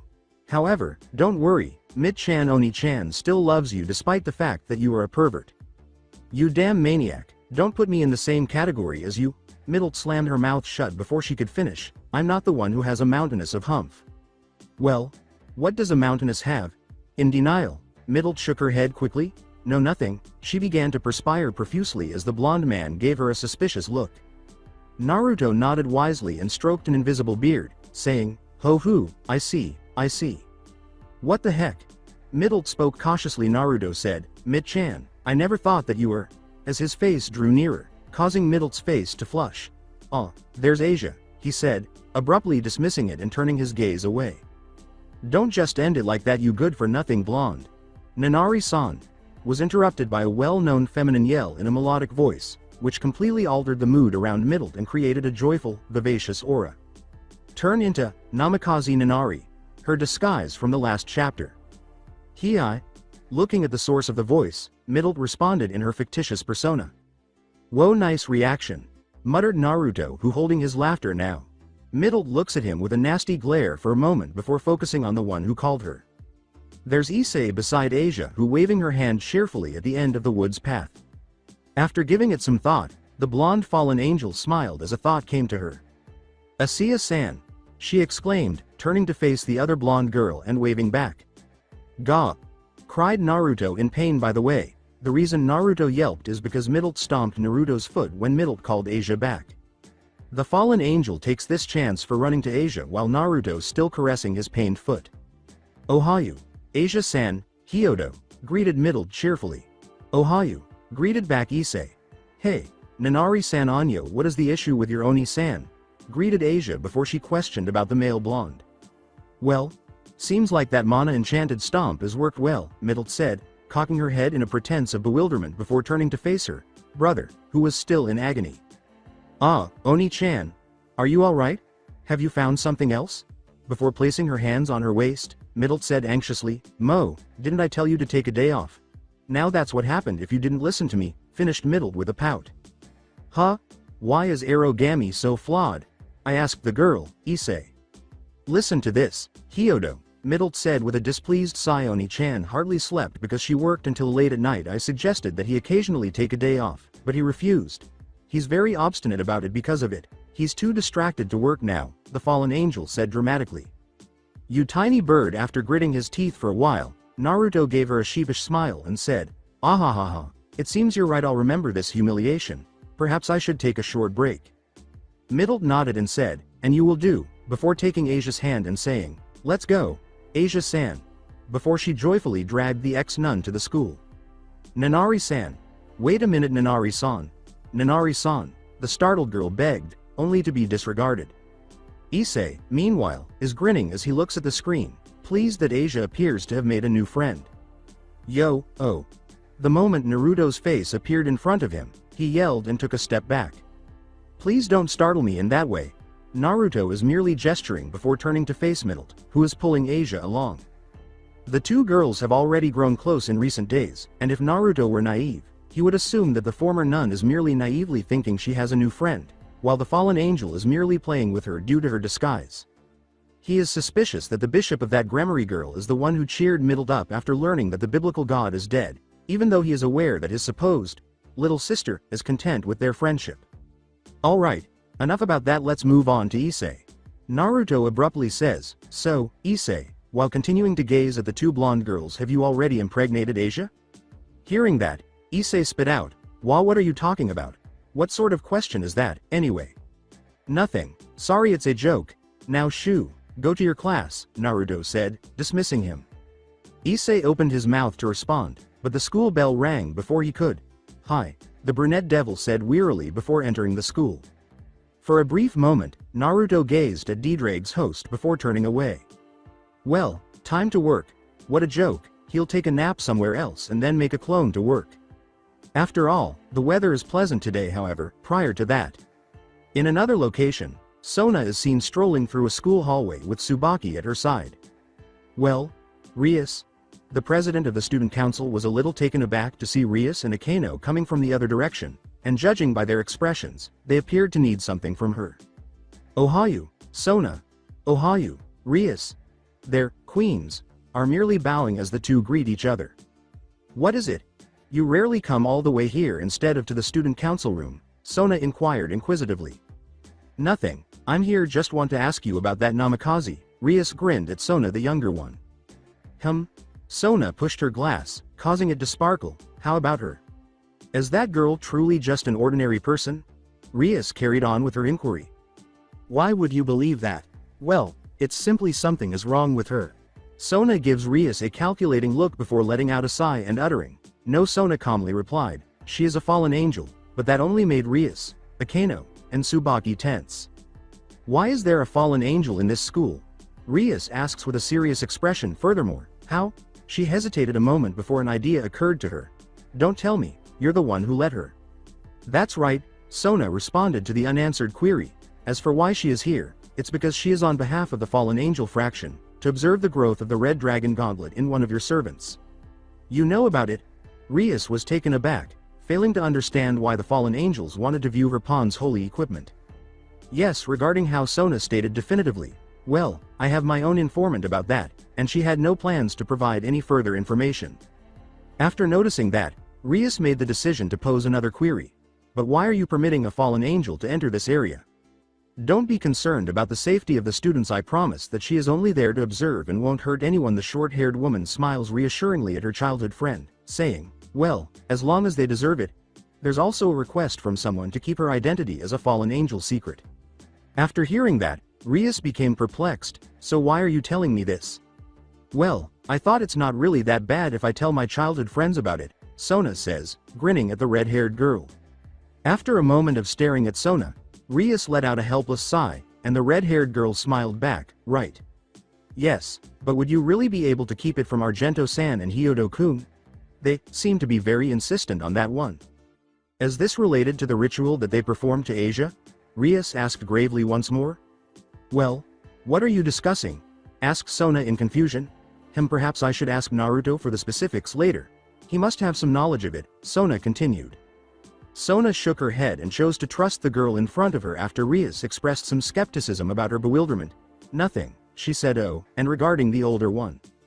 Sona blinked in shock at that. Naruto. How is he doing? Asked Sona, which followed by a thought. What kind of trouble that despicable blonde did now? Yes, who exactly is he? Sona laughed when she heard the Gremory heiress ask it in a slightly irate tone. I can speculate something unpleasant must have occurred between you two, isn't it? What's the matter with me? Kaya. The four girls were taken aback by the unexpected appearance of the person being talked about, who appeared like a horror movie ghost and hung upside down from the ceiling in front of them. Why don't you just show up like that? What are you, an arbitrary being that frequently appears out of thin air? Sona yelled in a hurry. That's impolite. You know, I'm not a spawn monster from an RPG. Naruto sulked as he spoke. So don't do anything that would make you resemble them. So, what do you want? The short-haired woman sighed to calm herself. Moreover, just get down already. Eee. The blonde man pointed to the glistening ceiling and grumbled, I'm currently cleaning. Just do it normally, Sona said, glaring at the blonde man. This is normal for me. Sona looks at him blankly for a few more seconds before uttering, I apologize. I should have given it more thought. I am losing sight of the fact that you are abnormal in the first place. Now, you don't have to point that out, said Naruto calmly while doing placating motion. Rias looks at the two in bewilderment before shook her head. Namikaze Naruto. Interrupt Rias, who already calmed down. Well? Naruto turning around while still hanging from the ceiling. Oh, Justice-chan. You look healthy, chirped Naruto that make a twitch in Rias' eyebrows. Of course, sorry, but can you wait a minute? I have a message from Sona's Oni-chan. Interrupt the janitor, not missing another twitch in Rias' eyebrows. Oni-sama? Questioned slightly surprised Sona. Naruto faced the student president once more and said, that's correct. Naruto grinning happily. What is it? Sarah Tan said she needs your help for her next TV show also. She would come to here if you said no. Naruto's grin become wider, seeing a grimaced looks as formed in Sona's face. Blackmail, huh? Said Sona in displeasure before she looks at Naruto. You seem happy about it. The grin on Naruto's face becomes wider. Of course, seeing those displeasure face is like a caffeine for me. Gyahahahaha, said Naruto as he coming down, before passing Sona then running away. Tsubaki!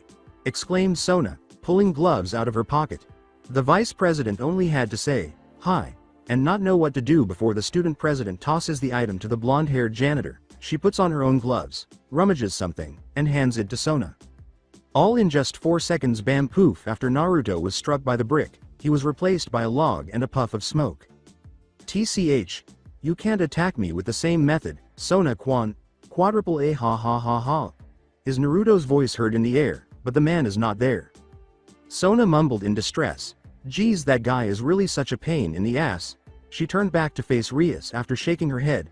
Sorry, Rias, about your question before, could I answer it later? When the red-haired girl saw a new side of her childhood friend, she could only nod, for short. The short, black-haired girl, who was normally calm and collected, suddenly became very expressive, which surprised her. Before she and her queen passed the two girls in front of her, the C3 heiress said, thank you.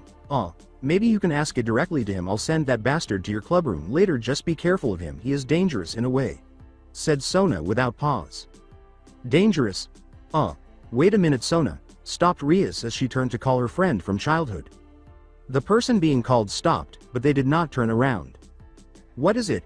In addition to Rias, Akeno and Tsubaki are also interested in the answer to the question. Namikaze Naruto, is he one of your peerages? Kaichu? Tsubaki pushed a little to respond. The grammary heiress scowled at the unresolved question as the C3 heiress stood motionless for a brief moment before continuing to walk and remain silent. The regular members of the Occult Research Club are present and waiting for something, but the time and location have changed. Specifically, it is the clubroom after school. Knock or someone. Come in. In that location, a door opened, and Naruto emerged from behind it. In contrast, the club members appear tense when they see the blonde janitor, who gives them all a bored look. Suddenly, Naruto asked, did any one of you saw someone named Yamada coming here? It left the others perplexed. No, we don't, Arogami, is Issei's response after they exchange glances. The blonde janitor nodded, all right then. Click. Then he shut the door once more, causing Rias and the others to blink in surprise.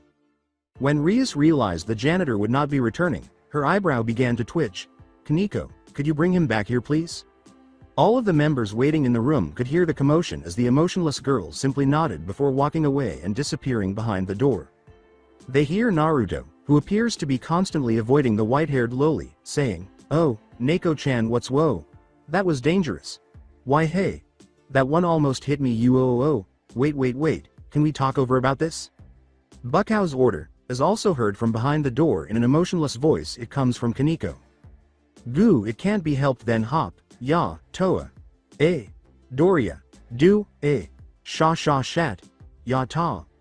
Can you say anything other than that?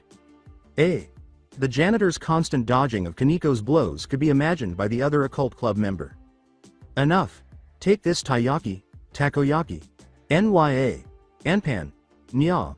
Hee now for the finishing blow. Who's the cute kitten? Who's the cute kitten? Anya. Every member of the occult club was simultaneously shocked and perplexed what exactly transpired, and why are those attacks named after desserts? After hearing something strange from the mascot of the Kuo Academy, Issei raised his hand as though he had a question. Bucko, is Kaniko-chan purring in there? Ignoring Issei's question, Rias thought, is this what Sona means of dangerous? But... Bucko? The Diedrich host asked. Issei, the brunette squeaked, hi? At the firmness in his Bucko voice. The president of the occult club asked, could you go and get them back here please? Oh okay. Issei nodded and began to move toward the door. Asia nodded in response to the words, Issei-san, good luck, before he vanished from view. Now that the pawn's attempt has been heard, the remaining members are waiting once more. Whoa, she's really purring, Issei's startled voice says. Naruto's, oh, Issei what's up? And this one? No it's just. After hearing a dubious magazine name, Rias arched her brows and said, that's right. Issei, didn't you say you want to borrow the new Tokyo DD Girls magazine? Yes. Did you bring it? Of course here? Opai. Thank you so much, Arogami. Don't mind it, just read it over there quietly. Aye, sir. Given how easily Naruto diverted Issei, the devils in the clubroom were now sweating. It seems his lust win over your order, Bucko, Yuto remarked, laughing at the brunette's actions. I know, sometimes it's annoying how easily he distracted by his carnal desire. Rias sighed at the failed pawn. Akeno, called the Crimson Princess. Hi, Bucko. Akeno accepted the unasked order and start walking elegantly to outside the room. Bucko-san, is Akeno-san going to be alright? Questioned Asia timidly. Don't worry, Asia if it's Akeno, she would success I trust her, answered Rias proudly. Asia didn't elaborate, but it seems like she's still not sure. When the door to the outside closed, they start to listen again. Era, Namikaze-kun, called Akeno with her usual catchphrase. Now what will you do, Namikaze? Thought Rias as she can hear her queen is already making a contact with the janitor. Oh, Himejima what's wrong? It seems Rias Bucko want to meet you now. The other person in the clubroom is now bending slightly closer, wondering what kind of nefarious stunt the janitor at their school would pull. Okay, only for him to abruptly agree, leaving them stunned. Asia sighed that it would be over at last. Rias grinned contentedly. Yuto shook his head, saying that worrying was pointless. Era, you dropped something. Namikaze-kun, Rias hears Akeno's voice again. Oh, could you get it for me? Naruto responded once more. Rias and the others are intrigued when the black-haired beauty exclaims, Hi ma, in another startled voice. What is it? This is, that my friend gave me those S&M tools catalog yesterday. She said theirs would be a big sale on their store, and you could find rare tools in him. Himejima. Hey, Himejima ui Himejima yuwa. She lost on her own world. Well, it can't be helped then. Now I should move her in there, and voila. Now Neko-chan. Who is the cute kitten again? Nya. Rias rubs her head and says, You've got to be kidding me. As she returns to the room she finds it unbelievable that her queen could fail as well. The Grammary heiress got up from her seat and made the decision to complete this on her own, but Yuto stopped her before she could go any further. Bucko, let me do this instead. Rias fixed her knight with his gaze. Are you sure? Hi. The Bishonen said with assurance. Rias thoughtfully considers it. Her knight doesn't appear to be a pervert who constantly glares at girls who approach him. Indeed, she suspects that he's gay. Additionally, he doesn't have a problem with fetishism, at least not publicly. Okay, but be careful. Yuto gave his king a nod before making his way to the door. The Bishonen gave his king a comforting smile before he left the room, saying, Don't worry Bucko, I won't fail. The final two members of the Occult Research Club are now waiting once more in a tense atmosphere, anticipating what will happen. Good afternoon, Namikaze-san. It's begin, Rias thought as she and Asia heard Yuto's voice approaching from behind the door. Naruto says in a weary tone, Oh, it's you. What is it? The knight says in a cordial manner, Nothing, it's just Rias. Bucko is already tired of waiting. Shaking, Rias blinked when he realized Yuto had drawn his sword. Is that? Wow. Wait a minute, why did you bring that out? Don't mind about it, I just want to bring you back to the clubroom by force. Ma, there's no need for violence in here. Don't worry, it would over quickly, ha, you know him. Hey Kiba, there's a crack in your sword.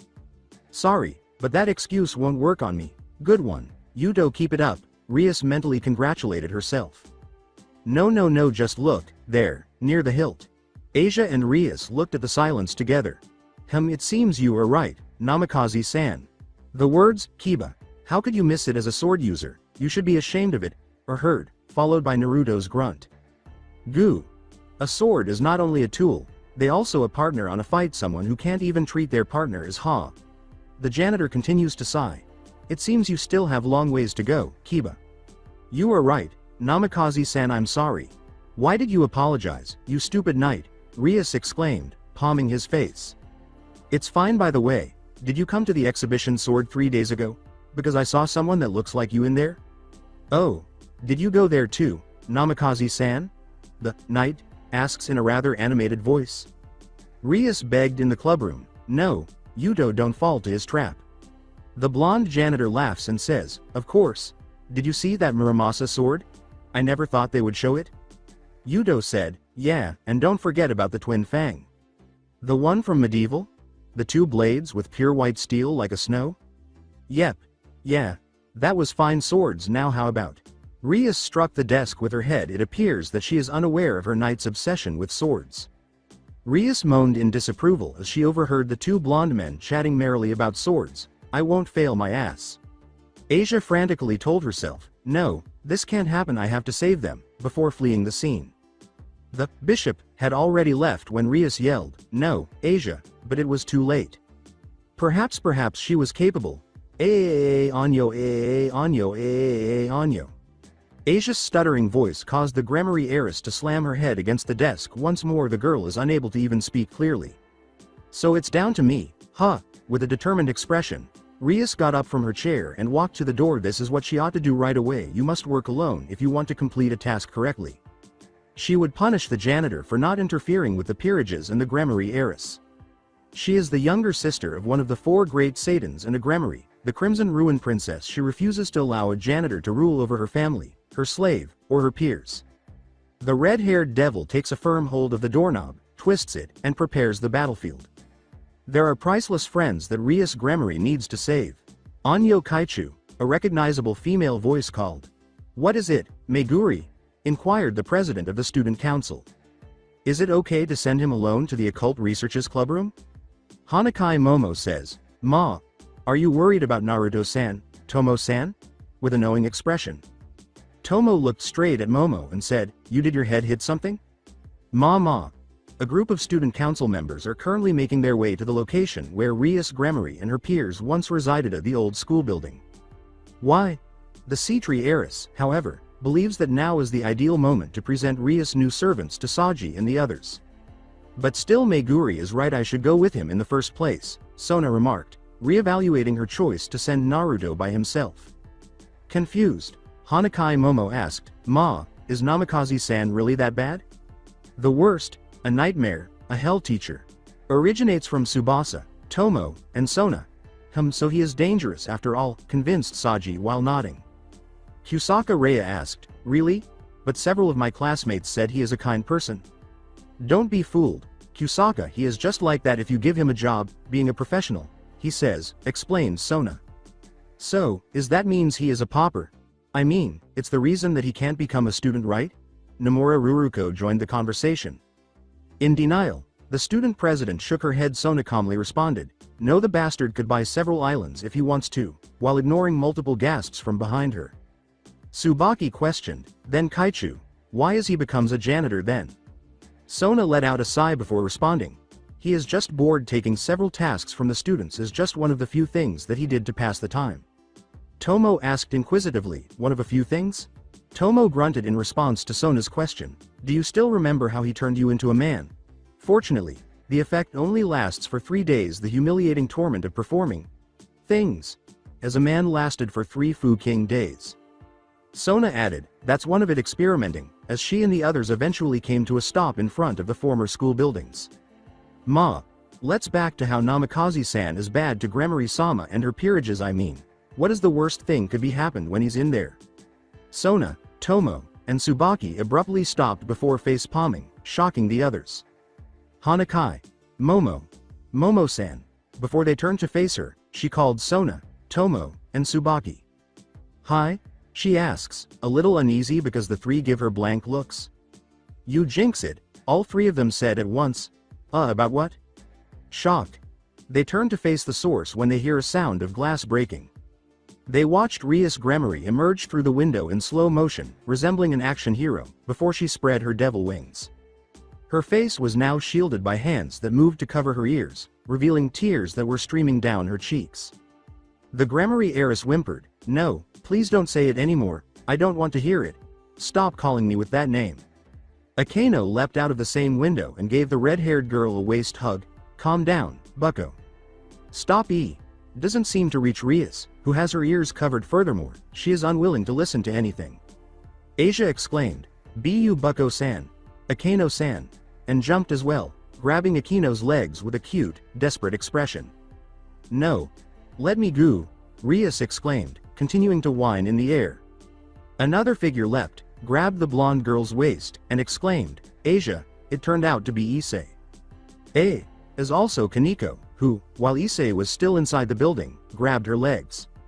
The brunette's own legs serve as anchors, and the young girl's hands hold each of her legs. Her right leg is under the window frame, which is strangely situated right behind Issei's genital area at that moment, while her left leg is pressed against the ground. In any case, the strength of Rias and Kaneko's pull on one another is too great for the frame to contain. Crack, it shatters. Directs Kaneko's right leg's force toward an object in front of her. In the nuts, indeed. Goo-woo, Issei cried out in a high-pitched voice. But when the Sona's group heard that, they flinched. Not to mention that Kaneko is a rook. "Issei-kun, please don't release it," exclaimed Akeno. "It's over, Issei Jr. is over," Issei uttered in a high-pitched voice as his eyes turned completely white. Asia begged, "Issei-san, please don't lose your grip. More like I'll lose my life first," continued the brunette. "Sorry," comes from Kaneko. "Just please stop, put the pressure on your legs, I beg you," said Issei, still holding the pain. There's a reason why some students referred to the location as a old school building. First, it's because the place doesn't be used anymore, and the second is because the place has some decayed woods on some spots. Well, today, Kaneko's left leg has hit the jackpot. Crack, the floor was broken, makes the kitten instinctively use her right leg to hold her body by slammed it to another place. Kaneko let out a puff of pride, happy that she success to balancing her body and forgetting she still have to pulls Rias back to the building. So when something pulling her hands instead, Kaneko instinctively use her left leg and kick the window's frame near there without stint. Forgetting it's already broken. Yes, the leg versus nuts second round. Issei doesn't even scream, but the foam that emerges from his mouth conveys what he is experiencing. Miraculously, the brunette's grip is still tight. Yes, that further supports Kaneko's decision to allow herself to be dragged due to her lack of focus. I feel a little bad for aggravating Issei's condition and relying on the final member to save them. And that's how the young girl's hand was taken by another. "Issei, hang in there, I'll treat it later," Yuto said while struggling to hold them. Issei whispered, "I don't want to hear it from a man." Quadruple A ha ha ha ha, how about that, Justice-chan?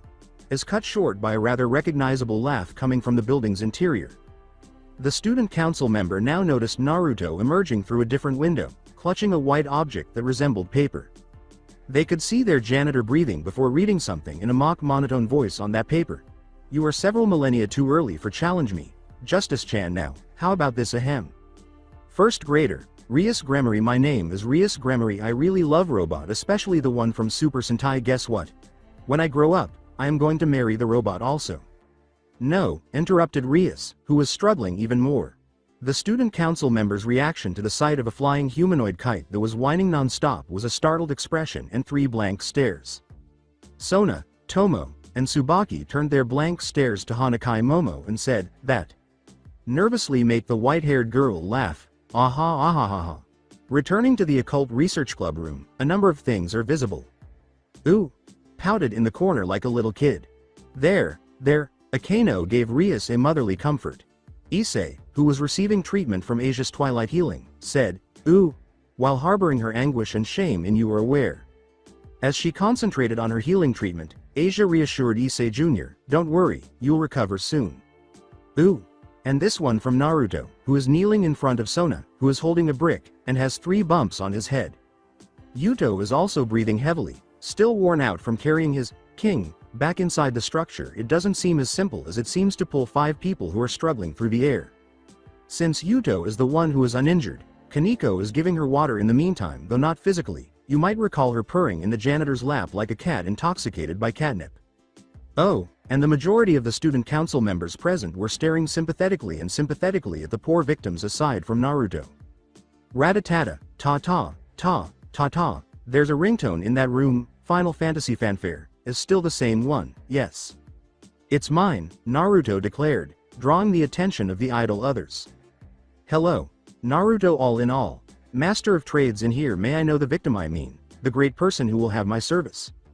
He's still saying that lame introduction? The entire student council thought. Ha, you again. They noticed as Naruto let out a deep sigh. Like I said, just search it on some spare parts, eh? You were? Didn't find? Alaska? You ha ho hoo, I see, fine, what did you want now? Janitor, who was taken aback at first, nodded repeatedly as he ended the call. Naruto said, well, why not use a cardboard box then? Of course, also watch out for the landmines by. When the blonde janitor noticed that every member of the student council was staring at him, he asked, what? Sona inquired, who is it? Regarding the call, when he mentioned landmines and cardboard boxes, something seemed strange. Naruto casually clarified, nah, nothing to be worried about, there's a guy who played agent with me recently. Playing agent? Yeah, his name is Snake whatever, it seems he is searching for a Metal Gear or something, though I'm still confused why he searches it on spare parts store in Alaska, such a dramatic guy. A few chuckles out of Naruto's mouth. The C-Tree heiress can't help but be intrigued by the cardboard box. Oh, he says needs something that makes him undetected on nuclear facility. And you suggested that? Nomura Ruruko questioned, perplexed. Can she say anything? An agent who used a cardboard box to sneak into a nuclear facility and went undetected? Yes, of course. That's right. Naruto exclaimed with joy at that. Sona shook her head. Her other childhood friend came up with a strange concept. However, one agent in Alaska chose to give the technique a try. And it's effective, Naruto asked, so, what brought you all here? As he nursed the bump with a healing spell. Sona glanced at the Rias and her peers once more and said, let's wait for them to recover. Naruto nodded. Okay, in agreement, but in reality, he doesn't give a damn. Later, one regained Perrage's. And what brings all of you here? Rias asked, occasionally glancing at Naruto, who she was still cautious of because of what had happened. As she explains it, Sona smiles courteously. She looked at Asia and then Issei before turning back to Rias. Nothing, it's just a greeting, since you have some new servants, she concluded. The new insight caused Issei's eyes to widen. Servants? Don't tell me? Sona smiles politely as she faces the brunette Kaichu, pushed her glasses back into the glint, saying, you may recognize me as the Sado Kaichu, Suna Shidori, but my true name is Sona C-Tree, heiress of the C-Tree clan, and yes, my servants and I are also a devil, she concludes with a cryptic smile. From the sidelines, Naruto muttered to himself, is it me or did she pick up a new habit? Before Saji makes a mocking comment about the brunette's lack of knowledge, the blonde-haired janitor chooses to ignore how Issei was shocked to learn that there were other devils in Kuo Academy. He takes a piece of popcorn out of his pocket and munches on it idly, causing Kaneko to notice it and turn to face him while the others concentrate on the 2 male pawns who begin to quarrel. Naruto senses the white-haired loli staring at him. He made the decision to move the popcorn in multiple directions, which caused her to follow it closely. Naruto was asked, want? And Kaneko nodded in response. He patted the spot next to him before she sat down and they began eating popcorn together while staring at each other blankly. The two saw how Saji and Issei, who take turns to squeeze each other's hand with all their strength, and make the 2 coheir of their respected clans sighed at their behavior. Rias gives Sona a tired smile. You must be having a rough time. Furthermore, Sona smiles back at Rias as she says, no shit, Sherlock. The unexpected response caused the others to blink. Kaneko and Naruto even ceased eating their popcorn. Sona corrected him awkwardly, I mean you must be having a rough time too. After coughing once, the student president went on, anyway, I was planning to go to his place this month. It seems my servants is ready to get a familiar. Rias said, Eh? I was planning for going to there too? With a hint of surprise? There's a silence after the two found a problem. This is troubling, he is only available for once a month, said Sona as she forms thinking pose. Rias smirked when she got a resolve to the problem. Then, how about deciding it with a duel? Sona asks in surprise, a duel? Yes, the winner gains the right to commission him? Before the student president could finish, something struck her forehead and she said, are you talking about raiding Gakaya? It's popcorn. You're not an idiot, so don't act like one. When they all looked in the direction of that bored tone, they discovered their janitor and the school mascot munching on popcorn by the window. Naruto went on, no one here would give you two the permission anyway. Issei, who appeared perplexed by the circumstances, asked, what do you mean by raiding game, origami? Naruto gestured to Rias with his finger. The Gremory heiress yelled, don't call me that.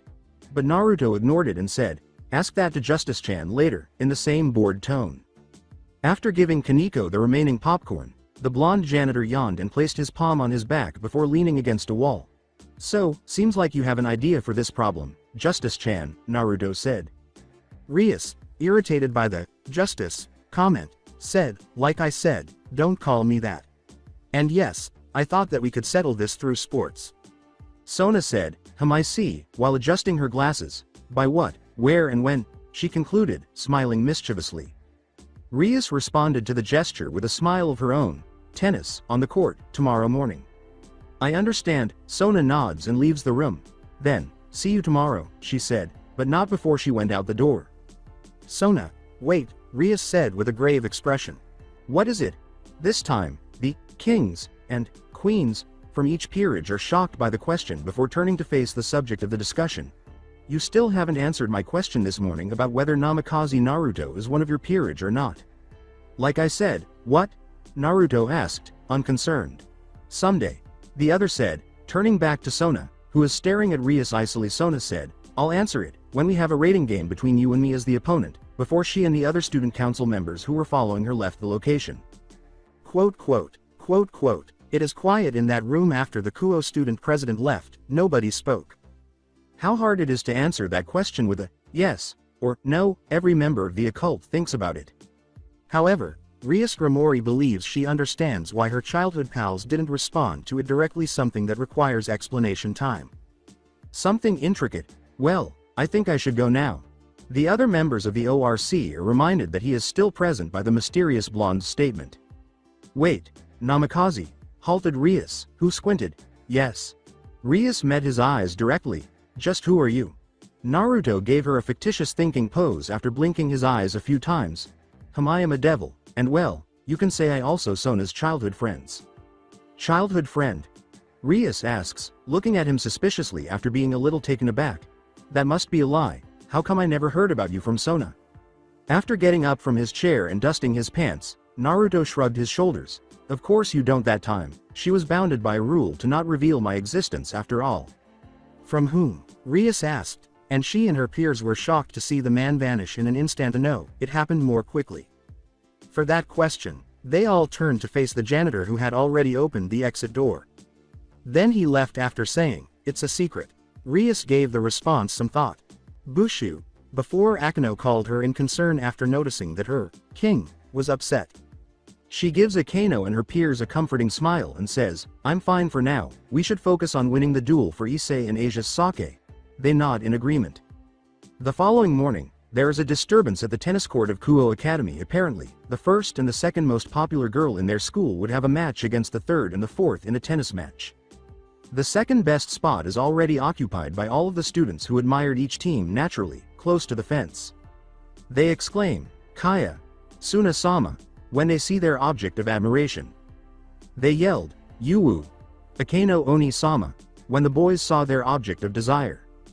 Cola, coffee, crackers, caramel, we also sell cupcakes, come on buy it, says Naruto, who is dressed as a walking vendor. Mittelt, also known as Nanari, is standing next to him in front of the Kuo Academy students.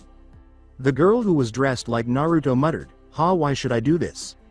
It's better than doing nothing. Besides, 1/3 of the sales from these goods are for your allowances. You said you wanted, right?